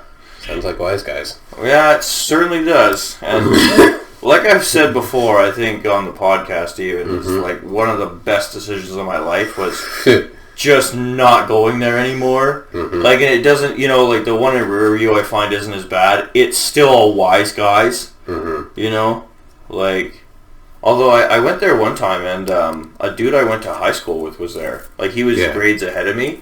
Yeah. Not because he was smart, but just because he was older. Yeah. And so I saw him, and I was like, "Hey, man!" He's like, "Hey, man!" And he was just drunk out of his mind. But he was actually an extra in a really cool movie, Dog Pound. It was, I think, filmed in Moncton or around. Okay. Anyway, yeah, it's dark as hell, but it's a good one. I have a vague sort of memory of that a bit. For me, since it says bands, I will do a quick disclaimer. Lana Del Rey and Andre Nicotina. But they're not bands. They're solo artists. My favorite band, Man Man. Hands down. I've showed you some of them. I would say their best album is Life Fantastic. I heard, the first album I heard was Six Demon Bag. That one's got a bunch of bangers. Black Mission Goggles, Spider Cider. Those are really good tracks off that. Banana Ghost, Ice Dogs. Those are a couple. Their first album, I think it's Man with a White Turban and Blue Face, something along those lines. It's a weird name. The Blue Raja. They're very like eclectic. They're all over the place. Instrument wise, the singer, Honus, I think is just one of the best lyricists I've ever come across. He's up there. I think Arctic Monkeys have pretty good lyrics too, but Man is just something beyond. He captures things that I don't think people even think about. And so yeah, the more I listen to them, the more I appreciate them. Life Fantastic's my favorite album, but I Man Face, another really good song off the first album. And off of Life Fantastic, what the fuck is my favorite song?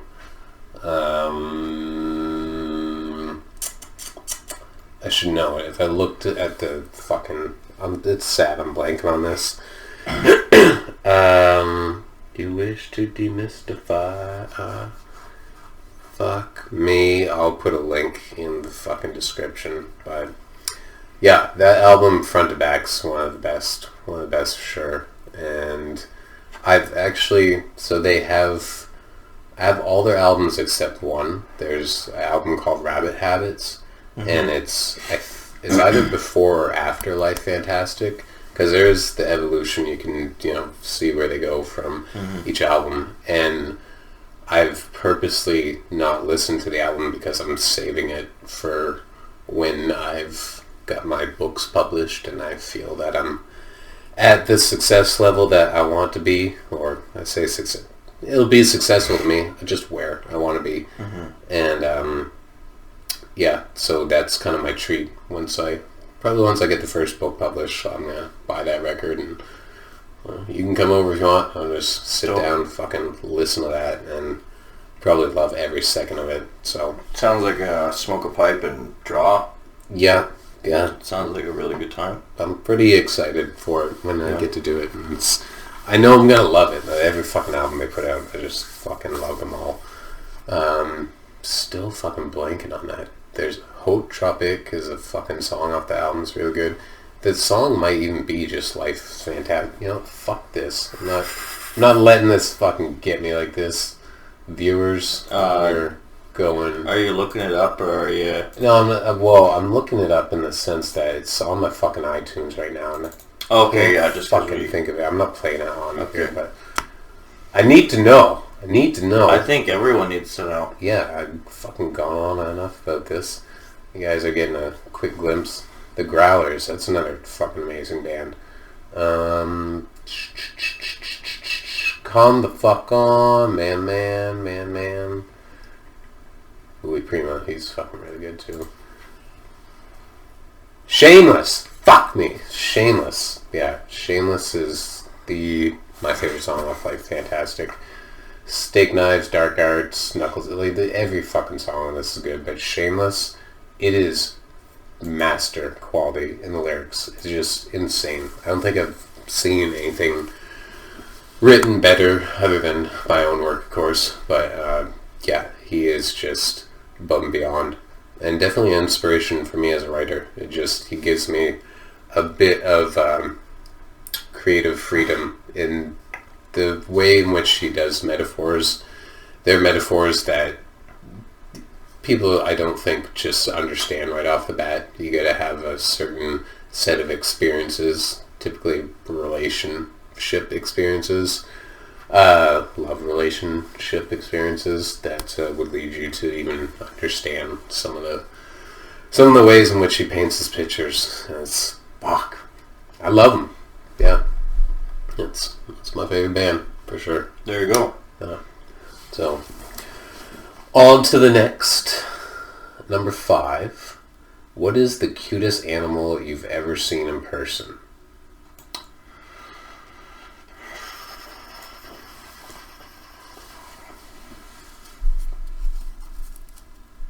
I got my answer. Want me to go first? Yeah. So, when I was in grade 7, we went on a Quebec trip. We went to a zoo. I saw a polar bear, and it's never left me. It just, watching him walk, it was just him by himself. They had it made so it was snowy. I don't even understand how all that worked, but they figured out how to make it snow constantly. And yeah, seeing him. like cute doesn't maybe, get to it, but fuck, it was impactful. And yeah, just something about that was magical for me. Because if it's the cutest, my sister's dog, Chesney, so fucking there we go. But yeah, polar bear. I'd have to go with two of my pets. Macy, our 132-pound bull mastiff. Like, she just had so much personality. She had the jowls. She didn't drool unless, like, she was really, like, wanted something you had. Yeah. Or she just drank. They come out like little spigots. But she was the cutest. And then I think my boy Pete, my African clawed frog Pete, he was... Oh, he was something else, man. He was like my frog. I'd come home. I'd leave the light on for him. Yeah. Well, one time I asked my roommate, like, turn the light on for Pete, would you, when it gets dark? And then he's like, oh, he looks like he's nocturnal. I don't care. Frogs aren't supposed to enjoy the art either. I would leave a book of the Louvre. Yeah. Like, I'd switch the pages, and I'd come home, and the frog would be looking at the book. Like, so... Fuck off, man. Yeah. Just turn the light on like I asked you to. But I come home and like, he would be sitting, when he wasn't looking at fine art, he would be sitting in the corner, and I get in the room, and he'd start singing for me. And like, when I go to work and I put on, like, I'd leave my computer on, and he would like watch full seasons of Dexter when I was going to work. And I had my Pump House mug, and I could tell when he liked when I added something to the tank, because he'd swim around, and he would like go up and around, and he'd hide, I had it on its side, so he'd hide behind the base, or he'd like sit inside the mug, and I had like these little squiggly like rubber bushes, and he'd like hide behind those. I called him my little water dog. Oh man, I have some photos on a hard drive sometime. Those need to come back. But for a long period of time when I had a Facebook, there were no pictures of me. There was only pictures of Pete. And no, he was not on, like, he was the cutest animal, but he was my best friend. I loved that frog. Like, and he was a good judge of character. Yeah. Like, people would come over, I'd be like, oh, can we watch you feed him? I'd be like, yeah, for sure. And if Pete was down with you, if you were in my room, he'd come up and eat. If you were sketchy, Pete would not eat around you. And it's just like, all right, like, something's wrong with you, you're whack. Like, my frog doesn't like you, he knows. To bring it back to the best friend thing, I knew or know how much Tony loved his pet frog, Pete, because I think it was the first time I was visiting your room. Yeah. And there was this wife beater with some sort of stains on it. And I was like, why do you have that hanging up on your wall? And Tony looks at me and says, oh, that's the shirt I buried my best friend in. Obviously, I needed some context, and when I found out it was a frog, I was a little more relieved. Sad day, obviously, nonetheless. But he had the best grave. Yeah. It's one of the photos I have to dig off the hard drive, but I dug like almost a perfect hole, like a perfect circle of a hole, and I put all the rocks from his tank in, and then I put his mug in there with, his frozen body in the mug, and then I sprinkled all the rest of his food in, poured out half a half pint of vodka, buried him up, and now he sits with a hide-a-key frog on top of his grave, in my parents' backyard. I was just about to ask who's in here. Yeah. When it gets to springtime and summer, I'll probably go and talk to him a bit more. I was doing that earlier this year, and that was a good spot to go. I think during the summer, that's a good spot for me to go hang out and smoke my pipe, have a good chat with that guy. He's always going to have a special place in my heart. Now I've got that skeletal frog sitting by my bedside, and I moved. He had a stuffed toucan that actually was given to me by a guy that I hate now. And he doesn't deserve that much attention in my life, but he once came back with a toucan from the bowling alley, I was going to say. Bowlerama. He's like, for your frog. And I was like, damn straight. So he had, well, because my apartment, I like it, yeah. my room had like a shelf that went across the back wall. Okay. So like I had so many toys and everything. Like Pete had the best life a frog could have. Like fine art. He had Scream and all my little figurines and stuffed animals, and he had like half a shipwreck that he would hang out in. But like he'd pop out of the holes and he'd be like this. And he'd pop out of the holes when some kid with a frog action figure just stuck him in. He was such a bro. And I remember like I wanted to make sure that I was feeding him better, right? Because bloodworms were basically like candy, so then I started getting like mealworms and stuff. Yeah. And I looked like crickets. He was supposed to like crickets. He did not like crickets. First I was trying to feed him the cricket, like, no, wouldn't eat it.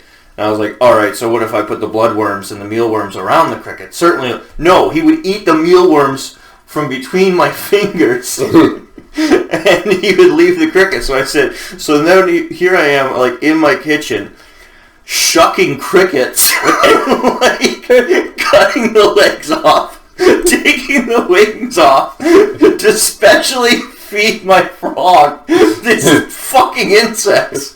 And he just had none of it. He did not want crickets at all. He wanted mealworms and bloodworms and get out of here with that bullshit cricket. He had so he none didn't of even it. eat them after they were shucked. No, he refused. It was like me with raisins. Like he didn't even try them. Like he just knew. Yeah. Like, no, I don't want him.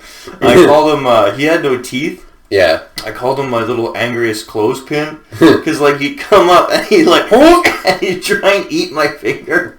I'd be like, Pete, come on, man. And he'd like be like smacking at it with his little webbed hands. Oh man, yeah. He was a little clawed frog. Oh man, he'd sing and. Give me a point of reference. How big is a clawed frog? He probably was about like he. Okay, yeah. About sizable, not sizable, and this includes his arm span. Yes, yeah. So like. He wasn't a big, you could hold him in one hand, right? He wasn't a big frog, like his feet would kind of stick out. Or just like to picture how he's putting his mouth around it. Yeah. Well, yeah, his picture is like, it was a big stretch, but he's like, hold him! Yeah. But like, he was so cute. Yeah, so that's my best friend, Pete. For years, like for 10 years, he survived in the basement, and we were feeding him fishy flakes, which was basically like the human equivalent of feeding a guy Jell-O. Like 0 calories, but also like 0 nutrients. So like he was anemic and just like floating around the tank. Because my parents didn't know what to do with him. Yeah. I went to college, came back, and I was like, alright, we need to start taking care of this frog. Yeah. So then I started feeding him mealworms, and like soon enough, like he was singing, and he was moving around, and like... Oh, thank God! Like this poor abused frog, like just absolutely neglected. And then I moved him in with me, and he and I became bros real hard, real quick. Symmetry to his life and your own, in a way. Really? Yeah. Fucking. So, how long do you live in the end? Well, he was alive for over like their lifespan is 20 years. He was alive with us for probably, like I said, probably. I don't want to say 10 years actually. Maybe it was more like 5 or 6 in the basement. Yeah. But then he moved in with me. I lived in one apartment for like a year and a half, and then I moved into that apartment on John Street. And either it was just like the moving that fucked him up, or I think the water quality in that apartment killed him. Yeah. That was a rough day. Yeah. That was a rough day because I woke up and like I woke up and like I went to work and I saw him like kind of floating in the water and he was just getting pushed around by the filter. I was like, oh, Pete, you silly guy. And then I came back and I was like, Pete is not good. Pete is not good. So then like the next morning I was like calling all these vets and I was like, can you do something about my frog? And then one person would refer me to a vet. I call them and then that vet would refer me to that vet. Yeah. And so then they were like, can you bring him in tomorrow? And I was like, yeah, okay. And then I got up and same guy who got the toucan, he was like, let's go to the beach. And I was like, well, Pete, like, if you're going to die, you're going to die, and I think you would want me to go to the beach. Yeah. So I went to the beach, had a great day, came home, he was dead, and we were going to have games night that night, and I put him in the freezer in a plastic bag, and I was like, do not open the Walmart bag in the freezer, and my roommate goes, why? And I said, there's a dead Pete in it. Fuck. And my roommate just like immediately felt like an asshole. And then like I was quietly just like bawling my eyes out in the kitchen. And Buddy that brought the toucan, he comes in, he sees me like I hold in the tears. Yeah. He goes and gets a beer and like then leaves the kitchen. I resume just silently just bawling my eyes out before my friends come over and we get drunk. But you know. Yeah. But hey, rightfully so. Well, that's the thing is I was crying because I lost a friend. That it's a bit different than if I stubbed my toe and was emotionally damaged. But like one thing that I liked that guy said, he's like, yeah, I walked into the kitchen, Tony was crying, and I was like, how do we both handle this like men? So I stayed quiet. He didn't say a fucking word. Grabbed his beer and left. Like good. Allow me my tears. But yeah, so that's the cutest animal I've ever seen. Is my friend Pete. That's a good fucking, not just tail, the whole thing. Oh man, that's Pete's the reason why I won't ever have an aquatic animal again. I was wondering, yeah. I will not ever try to, like, other than fish that I don't give a fuck about. Yeah.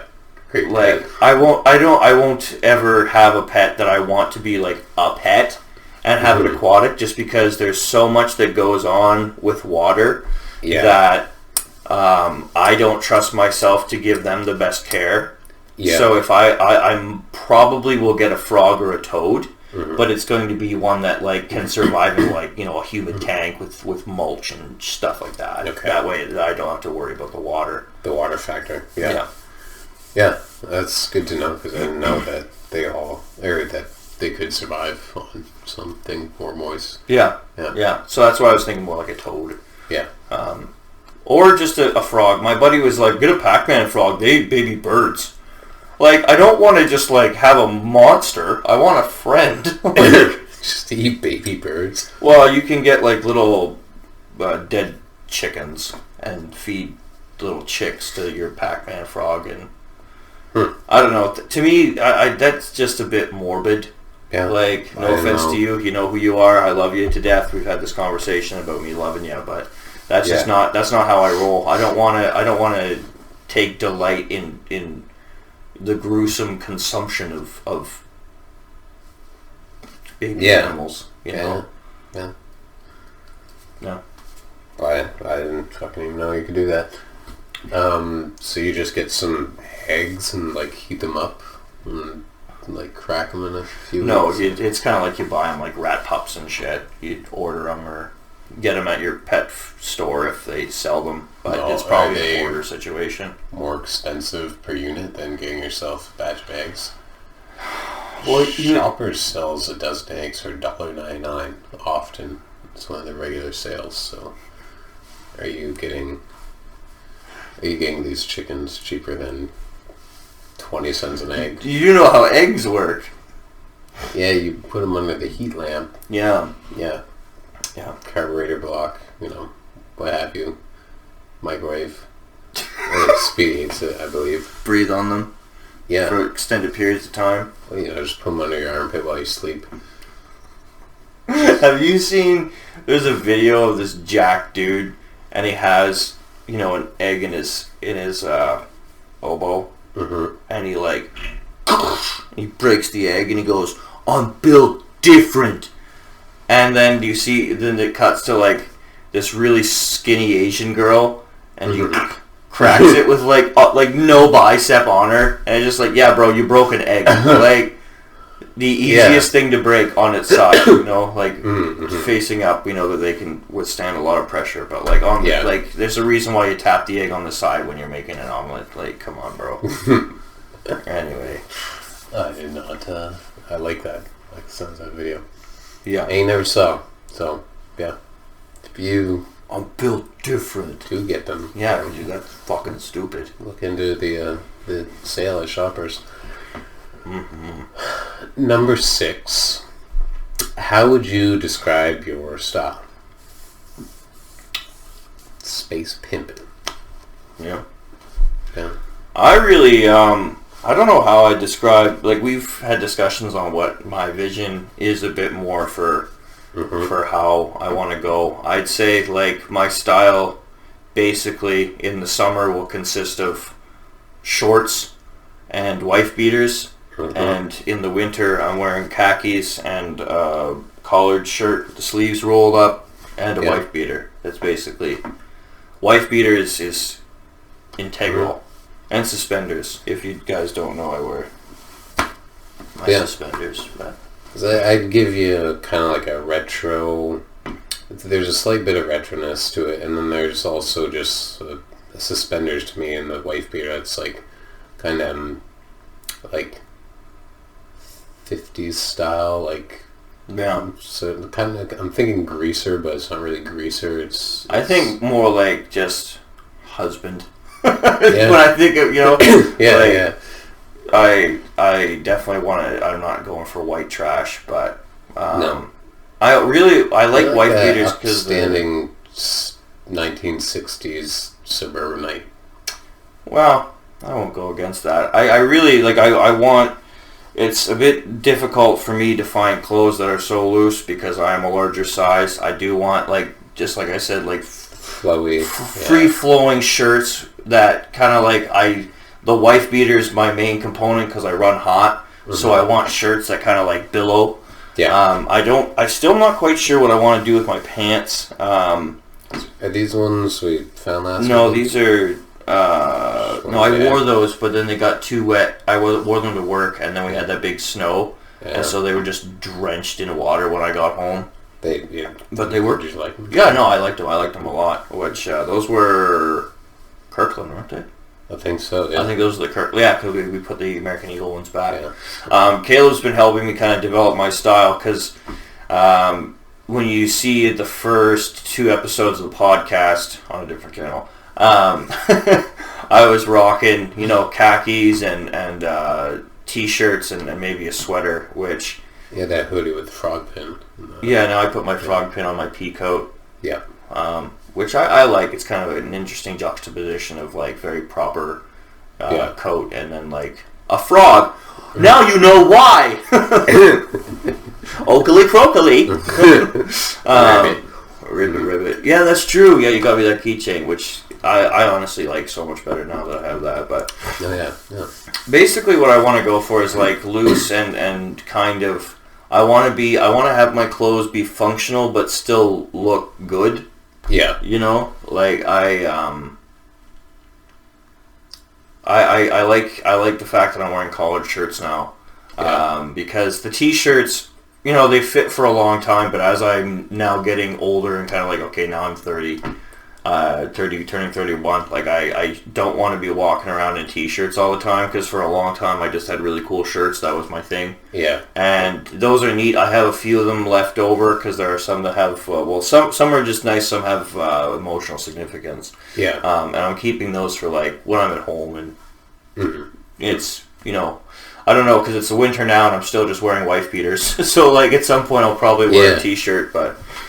I fucking haven't worn a t-shirt since I was in the drunk tank. Years ago now, 2017. I switched to button-up shirts, I think, probably around 2011. I was doing the whole, like, a button-up shirt undone with a t-shirt underneath.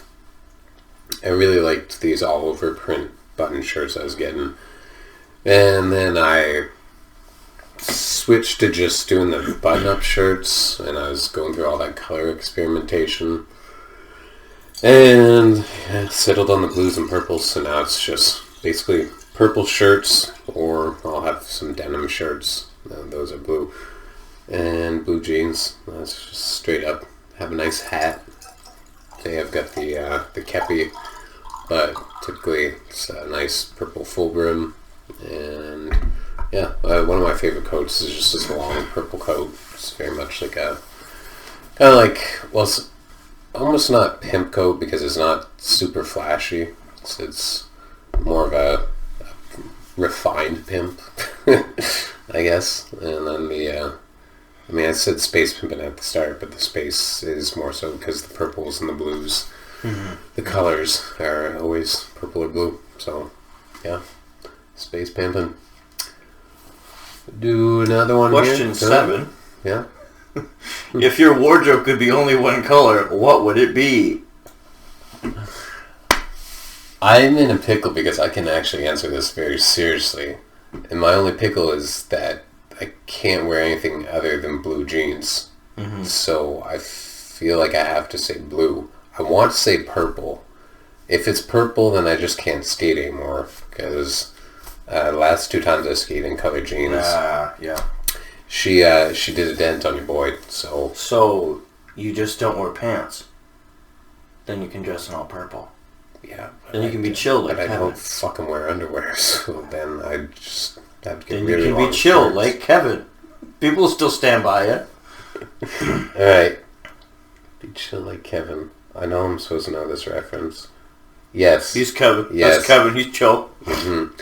I was at the skate park one day, and it's been getting more and more junkies around here in Moncton, and there's a guy that comes around. I mean, there's a number of junkies that pass through there, but there's one who was a skateboarder at one point, and so when I see him, I'll talk to him. He has kind of good days and bad days. He's got some sort of schizophrenia type thing, undiagnosed, I imagine, and self-medicated. So, anyways, he showed up one day, and I was talking to him, and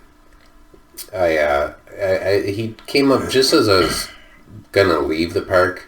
I was sort of in this dilemma where my wife worked close by. I was meeting her after work, so I also lived close by. I was like, well, I could go home or I could just wait here and then meet her when she's off. And it was only a matter of like 15 minutes, so I thought I would just stay at the skate park. So I have this whole inner dialogue conversation with myself, make my decision, and about a minute later, this guy shows up. I know, this skateboarder, junkie, whatever, and so he asked me for a smoke. We go over, sit on the steps, we're kind of chit-chatting. He's telling me about some old, skateboard tricks he did, and blah, blah, and so it's going relatively smoothly. He's having one of his good days. And all of a sudden, this scooter comes flying out of the bushes, followed by another junkie who was grumbling gibberish, blah, blah, blah, blah. And he had this big jacket on and a shirt, and his pants were like just above the knees, and his ass was out. Unfortunately, his jacket was kind of covering his junk, and so he's muttering, like caveman fucking psychotic nonsense. And the guy was sitting there having a smoke with he turns to me and says, "Oh, don't worry, that's Kevin. He's chill." It's like, he's not fucking chill, dude. He just threw a scooter out of the fucking bushes. His pants are not up, and he's mumbling like gypsy rhetoric, like aggressively. I'm out. I'm now going to wait in the parking lot for my wife. Yeah, we're no longer at the skate park, so thanks, Kevin. Yeah, you're not chill. Don't know what to tell you. Yeah, what's your color? I honestly was thinking the whole time that I think, a darker green I probably could get away with wearing. Like, these are green khakis. I think I could probably get away with wearing, like, darker green. Yeah. If we're allowed different shades, I think green. Yeah. Yeah. Or brown. Either green or brown. That's what I was thinking for you, too. Yeah. Greens or browns. Yeah. All right. Number 8. What was the first concert you ever went to? I've never been to a concert. Really? I mean, unless you count, like... Shows aren't concerts. Yeah. Concerts, no. No, I've never been to a concert. Like, the closest was when we did, like, youth events at ABU. Hmm. That was... Which you can imagine is pretty... Yeah. We'll just have to pop that cherry for you. Yeah, find something that I like. Mm-hmm. Iron Maiden. Yeah, there we go. I might still be touring. God only knows. Maybe. These 80s bands keep fucking doing these reunion tours. Are they not together anymore? I don't fucking know. I don't know. Honestly, some of them could be dead. They just can't be together. Fucking, I know they switched singers for a bit, so I don't know what that was all about. Mm-hmm. Actually, Diane's brother dated a girl who dated, or was Bruce Dickinson's sister? Some sort of mindfuck like that. Yeah. Okay. Good on you, Pete. My first concert, McMaster and James, baby. Mm-hmm. Nobody really knows who them. No. Love wins every time. Especially if it's a jigsaw puzzle on your dad's wall. Like that. Yeah. So, what the fuck? You didn't see that one? McMaster and James. Oh, the jigsaw. The jigsaw. Yes. Yeah. No, I've seen that one a number of times. Yeah. McMaster and James was in Campbellton at the fucking Polyvalent. They were a pop band from the early, well, I guess be more so mid-90s. And yeah, they came to Campbellton. Campbellton's small fucking town. It's odd for them to have anything that big. Yeah. And even have any kind of named band up there. I think that this is probably wrong, but in my mind, I remember that Nelly Furtado opened for them. So Nelly Furtado went on to have some songs. Who's Nelly Furtado? She did some songs with Swollen Member. Who's Swollen? Oh, Members, I know about Swollen Member. I've heard, I think, some things. I can't think of any of her songs off the top of my head, but they all know, or those who know, as is typical of them. I came close to a concert one night. Yeah? Not going, but I was walking to see this chick up at Birchmount. Yeah. And the Marilyn Manson concert was in. And I was like, whoa! And then I just like kept listening to Korn as I walked out the street, and I was scared that Mansonites or whatever they call them, they were gonna catch me listening to Korn and be mad. Also, for a sec, I like Marilyn Manson's music. Yeah. I haven't listened to like a broad plethora or myriad of it or whatever. I don't mind his music. His hardcore fans are fucking abominable. Like, now, I spent quite a bit of time on Vampire Freaks in high school. Yeah. And, like, you see people that go hard on their love for Marilyn Manson, and it's just like, you need to stop. Like, there was this one guy who was like, shine bright and brilliantly like a swastika. And it's like... What? Like buddy. Taking and like his selfies on the site, like he was obviously still living with his parents, and like you know, like I was a rebellious Christian kid. Yeah. So like my rebellion was maybe like a 2.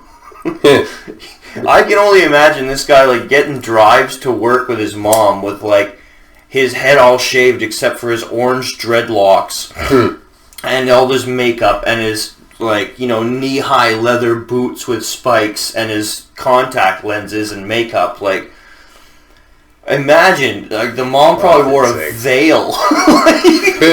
I can't be seen. I can't be seen with my child. Fucking 60 rosemaries. Yeah. They're rosaries. Rosemaries. It is delightful. I do like rosemary. But yeah, no, I do not appreciate Marilyn Manson fans that much. No, I could full on see that. Yeah. I really only know the song "Beautiful People." That's the one that I found out. Like that's how I started listening to him. Was I was watching at a period of time in my life. I wouldn't look up music videos. I'd look up animated music videos, which were clips of anime with songs over top of them. Mm-hmm. And there was a Naruto one with Beautiful People over it, and I didn't know who the singer was, and I just like Beautiful People, and I was like, this is a kicking song. This is a kicking song. I gotta find that out. Yeah, actually, the guitarist is using a loonie because he didn't have any guitar picks, eh? Really? In that music video, he didn't have any guitar picks, and they were in Canada. All he had was a loonie, so that's what he's playing with. Huh? Yeah. That's cool. I'm gonna have to look that up after. Let's see it. Yeah, I would not mind taking not a break, but like on our break. Mm-hmm.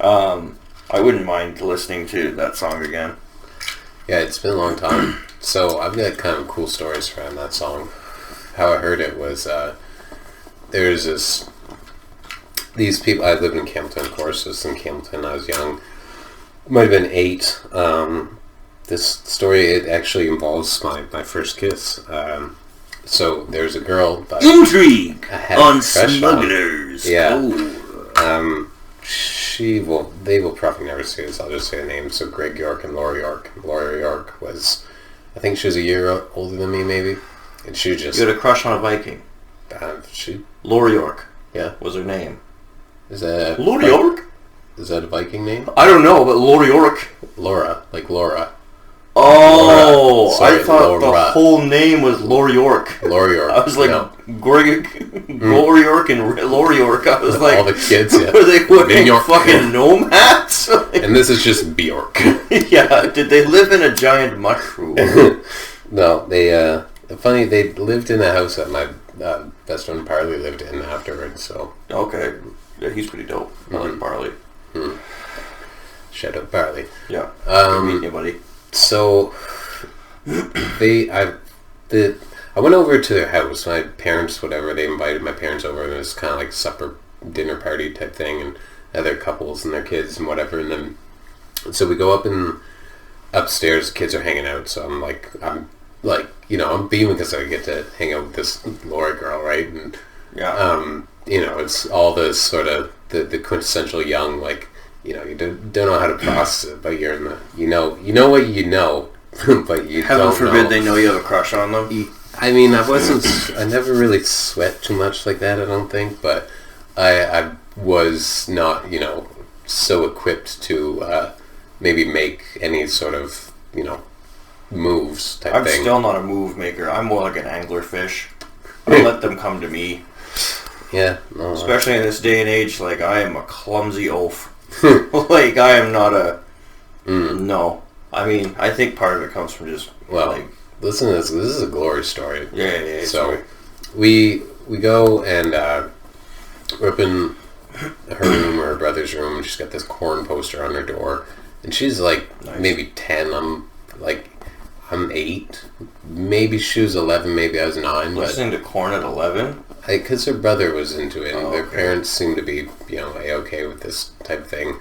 And they were, like, pretty stand-up kids, so, I mean, though it seems dark, it wasn't, seeping in the veins in any fishy way, so... I think corn gets a bad rap, too. She shows me, she's like, yeah, my brother likes this, it's Marilyn Manson, it shows me Beautiful People, and I was just blown away, the fucking guitar and drums, and anyways, that's how I first heard Marilyn Manson was my crush. But the first kiss story, it's pretty epic.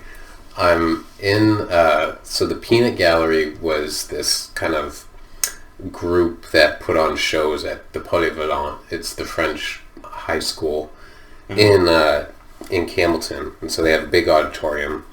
Probably the biggest auditorium in Campbellton. Maybe there's a big one now. Well, I guess City Center probably must have one, but anyways, Civic Center. City Center, whatever the fucking... You in Campbellton know what I'm talking about. So we're at the Polyvalent. My mom was helping organize whatever event was going on, and so I would always kind of be brought along, just whatever. And so Laura was there too. Maybe her mom was part of the group, I don't know. But we would kind of watch the shows, and we would sneak out, like some of the kids and I. So anyways, her and I, we snuck out. I think I went up and asked her, I was like, you want to go hang out, whatever I said, I don't know, kid, Yeah. And so we go and we're kind of walking around the school, and we get to this gymnasium. We're like, oh, this is cool, and there's a basketball, so we're kind of throwing the basketball around, and then we heard a team heading down the hallway towards the gymnasium, and so we thought we're gonna get caught and in trouble. So she looks at me, I'm there, and I point, and they have, I don't know if you ever seen the bleachers that pull out, you know what I mean? They push back in. Yeah. So they were pushed back in, and there's little slots kind of, and so I knew if we climbed up there, we'd get into this sort of balcony area, and we would be blocked off from sight. So I'm there, and I start climbing, I get to the top first, and she's climbing, and it's like, this is epic, man. The team is like coming in the door. She's there. I like reach down. I like pull her up, and we get up just in the nick of the time. The team comes in, and it's just this heated moment. We just look at each other, and then we just kissed. And then we didn't ever say anything about it afterwards. But it was just, we just kissed, and then we get out there, and that was wonderful. So, yeah, Marilyn Manson somehow is, well, you can see how he's tied in there and how I got to hear about it. Yeah, it was pretty cool. That's a pretty good first kiss story. Yeah, it's epic. So, on that note, what is the best book you've ever read? Ooh. Pimp by Iceberg Slim.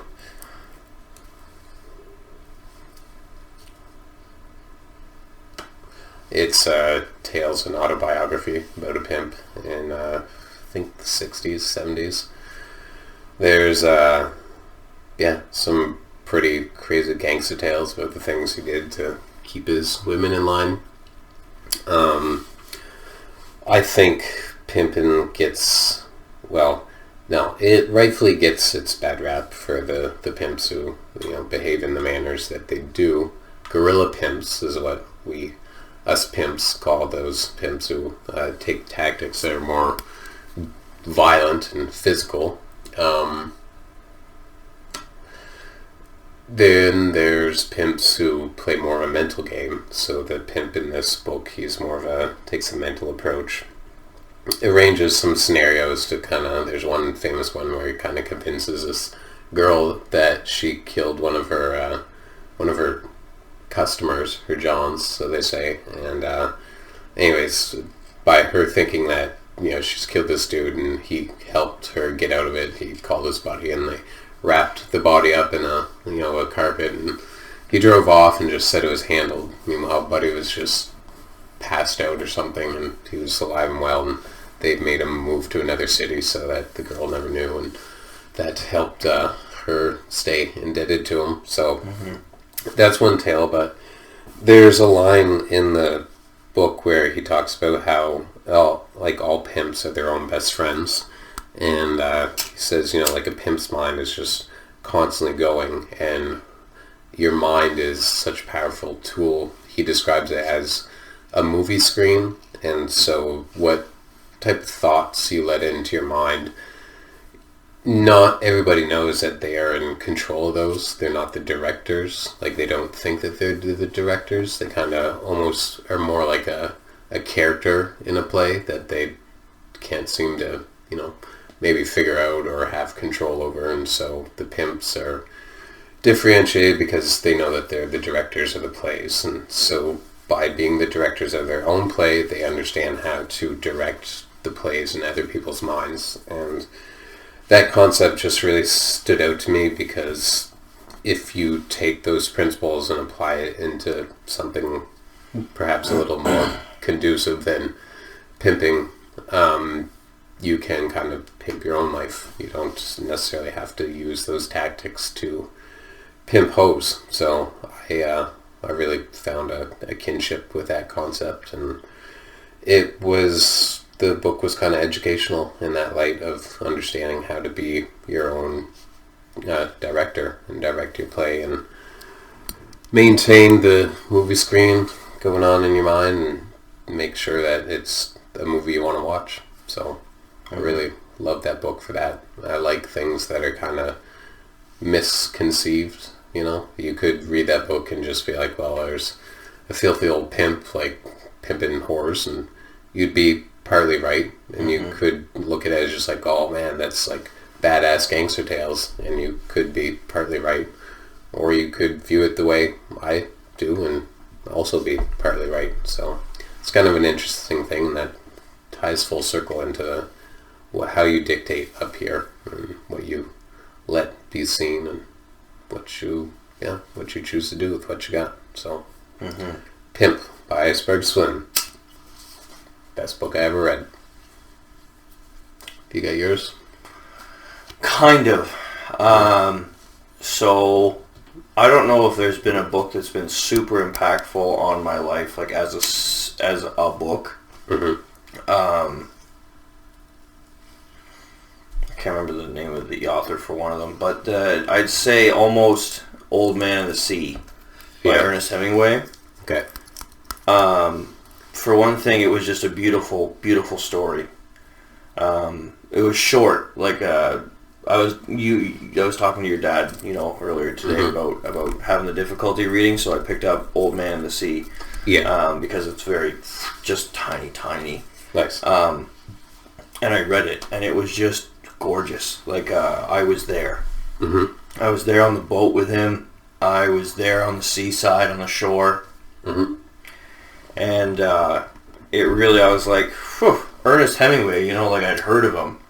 But I hadn't been reading. And so I got into Ernest Hemingway. And I've read now Old Man of the Sea, Farewell to Arms, To Have and Have Not, For Whom the Bell Tolls, and The Sun Also Rises. Nice. The most recent one was For Whom the Bell Tolls, which I really liked as a book. Mm-hmm. It wasn't anything that I expected, but that was a good one. But I think either Old Man of the Sea or The Sun Also Rises. I like The Sun Also Rises, but it made me want to drink wine so bad. For a while there, I was just like, all right, and I go and buy an $11 bottle of wine from Spain because it was the only Spanish wine, like that. Well, not the only Spanish wine, but it was a cheap bottle of Spanish wine. Mm-hmm. And The Sun Also Rises. It's just, it's another one where I find there's a lot of not necessarily like life parallels between myself and Ernest Hemingway, but obviously like he struggled with drink, and it really made it relatable to me because he'd be like, oh well, I'd sit with my friends and we'd have a few, and then he's like, oh well, then I go and have coffee at this other place and then have another glass or a bottle of wine, and then he'd go fishing with his friend and they'd of course bring bottles of wine, and so I'd say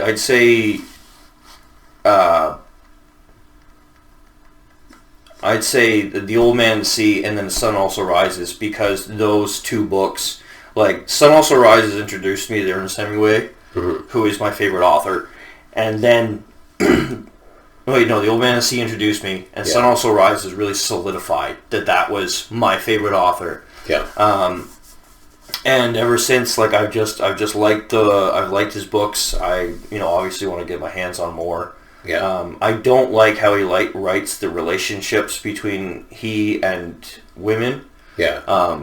Not because they're bad, but because they're so annoying. Because like he and like the characters in his books are always, well, I don't want to say always, but typically like based off of him. And so like just there's sugary sweet, give you diabetes kind of like, oh baby, oh my honey, do you love me? Of course I love you. Oh, and I kind of get it. I am also pretty hopelessly romantic, and I definitely would not win any manly awards if you see how I text women when I'm dating them. But I get it. But at the same time, some of them are just so friggin' sugary sweet, it's just like, I can feel my teeth rotting. And you're just like, there's 3 pages of this, Ernest? Like, man, like, I get it. But I think with Ernest and the way he writes women, it's not that he... I was trying to learn more about him. And I went on YouTube one time to, and this guy was talking about Ernest, and he's like, oh, he was a racist and a misogynist. And I was like, listen, I was just getting so enraged, and I wrote, it's like the one time I'll write a mean YouTube comment. I was like, this guy's sitting up here bad-mouthing Ernest Hemingway, who we will read in 200 years. Meanwhile, no one will remember his name while he dies. Like, when he dies. Like, fuck you. Don't talk shit about Ernest Hemingway. There's definitely, obviously, like, product of his time. I don't think, like, he was racist, but I don't think he was any more racist than anyone else. You know, so like... would have been back then. Right. Yeah. Like, although if you read To Have and Have Not, you definitely would call that into question. There were times during that book, because I'm pretty comfortable with reading slurs and whatnot, it doesn't really affect me. Yeah. But, like, there were times when I was reading To Have and Have Not, and I was like, oh, Ernest. Like, I'm in a bar, man. Like, if someone looks over my shoulder. But, but the misogynist thing really got me, and I think I get it because they're not really reading deep into it. They're saying, like, oh, these women are subservient to Ernest's characters. I don't see that. Yeah. What I see is Ernest, or Mr. Hemingway, I see him kind of... It's not that the women are subservient, it's that these women are so wholeheartedly in love and devoted to him. Yeah. Right? And I feel like that was something his soul cried out for, is someone who would love him and stand by him and be committed to him. And while it might not be the most realistic or healthy fantasy, by no means do I think it degraded women, because you also had his characters in those books doing what he needed to do to get back to these women and to do what needed to be done for these women, right? So it's... He's pouring his heart out and, like, depicting kind of the hole in his heart that longs for the love that he longs for. And that's the thing is that's what I read, what I read when I read it, like, and I'll say it, super annoying to read, but when I read that and I think about it, like, how could I ever call a man misogynist for wanting someone to be committed and loyal and devoted to you? Yeah. Right? Like, is that not what we want? He returns that to them. Well, and not in the same way, because it's the dynamic between men and women, right? Especially like how the end of For Whom the Bell Tolls. Yeah. Like, he has to. But he's not like out philandering, like says all this shit. No, he doesn't. Okay. He doesn't like promise them the moon and the stars and then give them a bucket of spit. Okay. Like he's very, like, his character himself is very committed. And he's always like, I want to marry. Like it's always a two-way street. Good. Like it's Ernest Hemingway. Again, I haven't read all his books, so someone might prove me wrong. But no, fuck you. He wasn't misogynist. I don't think it. Yeah. And if he was, no more than sounds like the people don't understand. Like, it's a book. You have the freedom to paint things however, in which way, and... Well, also read between the lines. Yeah. Right? Because not everything part of what I'm saying, it's like, surface level. Like... Get it. Just get it. Wow. But yeah, I would say Old Man of the Sea and then The Sun Also Rises. There are other books that I've liked. 3 Men in a Boat by... I don't know the name of the author. I think you did. You just fucking... Yeah, did a real good job of that explanation. Okay, yeah, cool. The 3 Men in a Boat is really fun too. It's one, actually, when I was talking to this Russian girl who lived in England, she sent me a copy of this book, and it's like 3 dudes and a dog, and they just like want to go on a Sunday day trip on a boat, and it's just like their adventures and storytelling. Yes. It's a really fun, quaint read, but it pales in comparison to Ernest Hemingway. Yeah. Well, two radically different genres. One is like really feel good, and then Ernest Hemingway is like, and then also, because like in how For Whom the Bell Tolls, like reading this book, the characters are just so different and dynamic, and I found that I was able to just really like sink in and be on. I think in For Whom the Bell Tolls, they are in. Yeah, like, what's the gist of it? They're at war. They're at war. I want to say it's Spain. Yeah. Either Spain or Italy. Yeah. I think it's Spain. Again, I could be wrong. No, wait. Anyway, it doesn't matter. So Howard Jordan. Ryan Jordan. Anyway, the main character, he's a specialist, and he has to go blow this bridge so that they can send over troops, and get rid of the fascists, because he's fighting for the communists. Okay, and so he's got to go. And I thought the book was going to be like, okay, blow the bridge, we're done, but no. He's living with this band of rebels, and they're like living in a cave, and Pablo, Like they Pablo is probably Spanish, but like there's all these moving characters, and I forget the name, but there's this one gypsy, and they're like, "Why are you fighting in the war?" Like he's just like, "I don't know," like, and he's just like, "I caught 2 foxes the other day." When he says 2 foxes, you can't trust the gypsy. He caught 2 rabbits, like, and he like just these characters are Anselmo. I think that was the name of the old man, but they're these characters that are just so real and so relatable, even if not necessarily that you relate to them, but you can feel them and see them, and you can watch how the emotions in this cave and in the interactions between these people, because they've got to be careful of like their fire. They've got to be careful of being seen by the fascists, and just very deep, emotional, intimate stuff with 3-dimensional characters, not 2-dimensional. It's not like, I'm going to be the same the whole time. Like it's like real people that you like change and do stuff that you don't like, and people that you don't like will redeem themselves in one instance, and then the other instance you're like, what the fuck? Like, but it's and then there's one scene in the book where Pablo is executing fascists, and it goes through like how he did it, and holy fuck, like it was terrifying.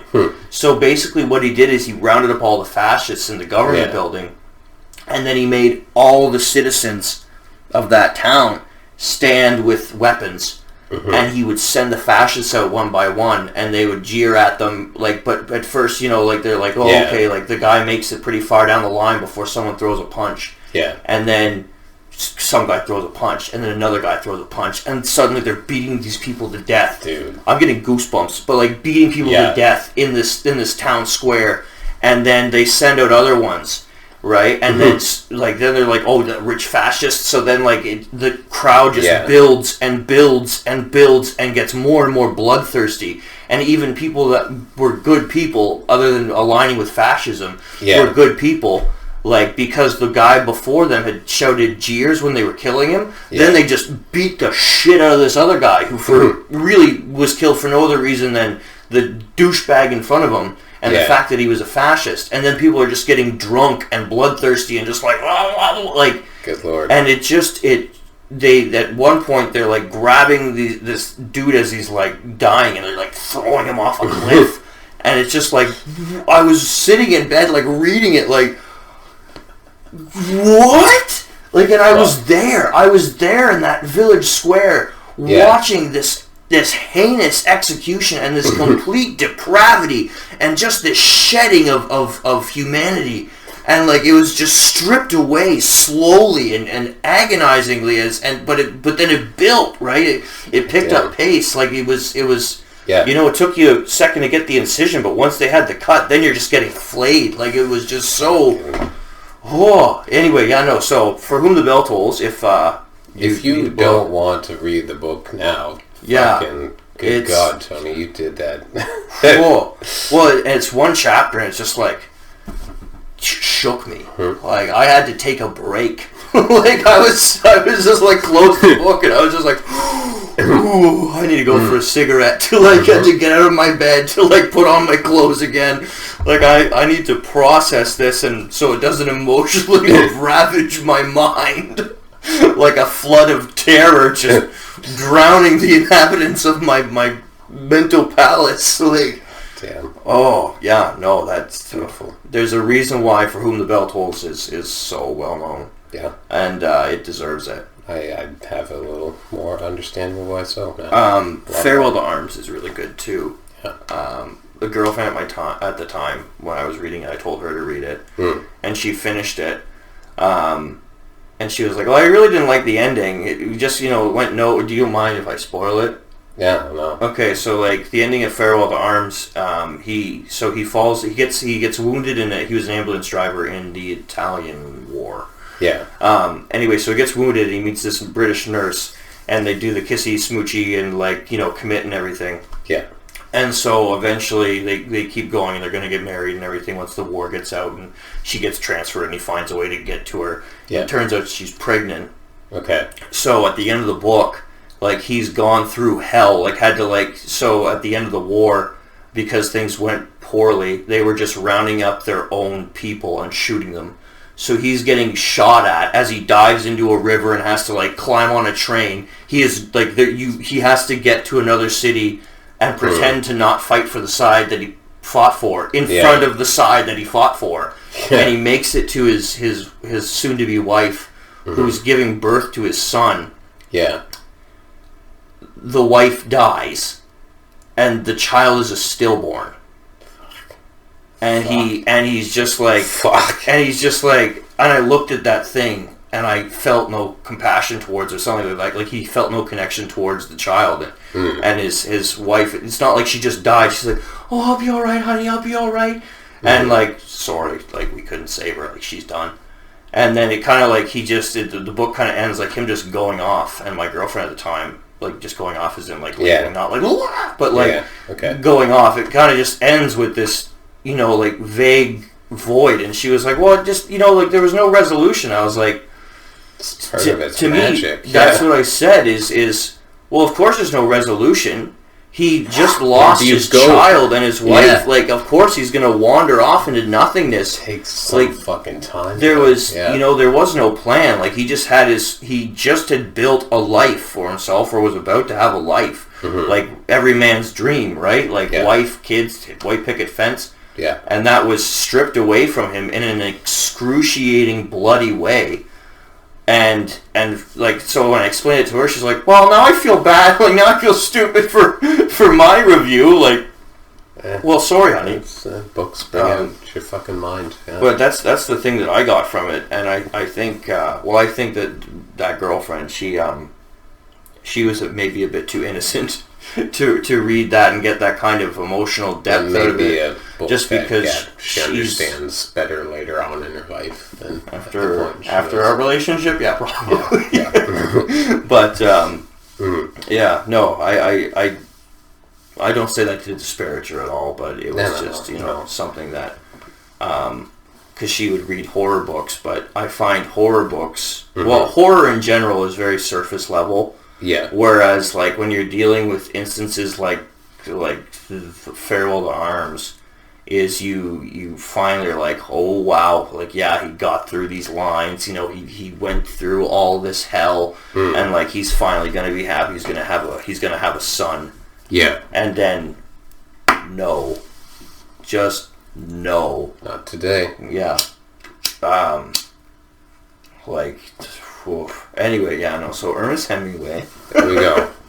Read Ernest Hemingway and love him, because that's all you can do. And if you make a YouTube video about disparaging him, I mean, like, I'm gonna fear the wrath. We're gonna have a platform, and I will attack you on it.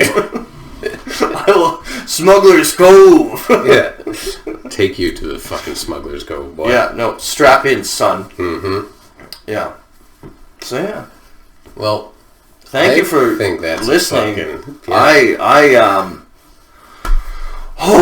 gotta read some Hemingway soon. Yeah. I think once I get through Journey to the Center of the Earth, which is like less than 200 pages, and it's taken me 3 months. Well, I'm still only a third of the way through Alita because I have to fucking correct all his writing as I go through. Yeah, that happens. I would say we do this next bit in a part 2. I'd say a part 2. Yeah. Part 2. So, while you figure out the Russian word of the day, I will all right, give us a little ditty to get us going. Here's a little trick I know.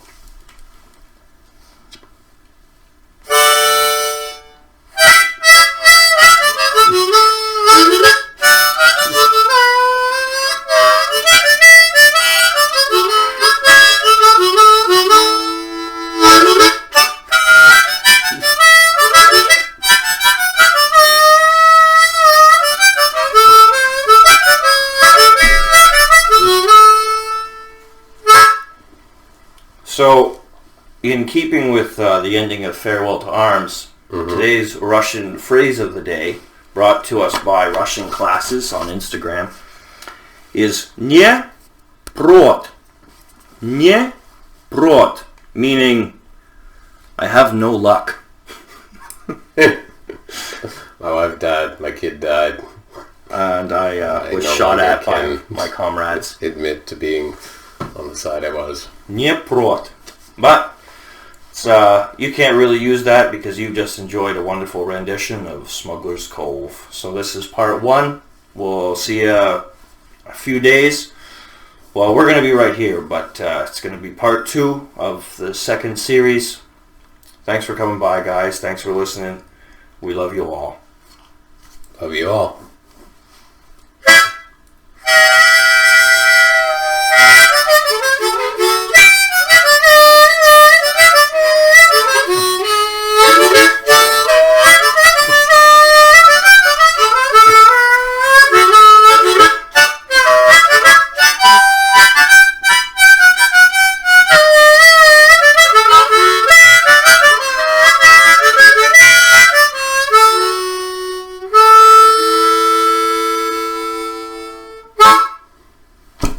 Smugglers Cove.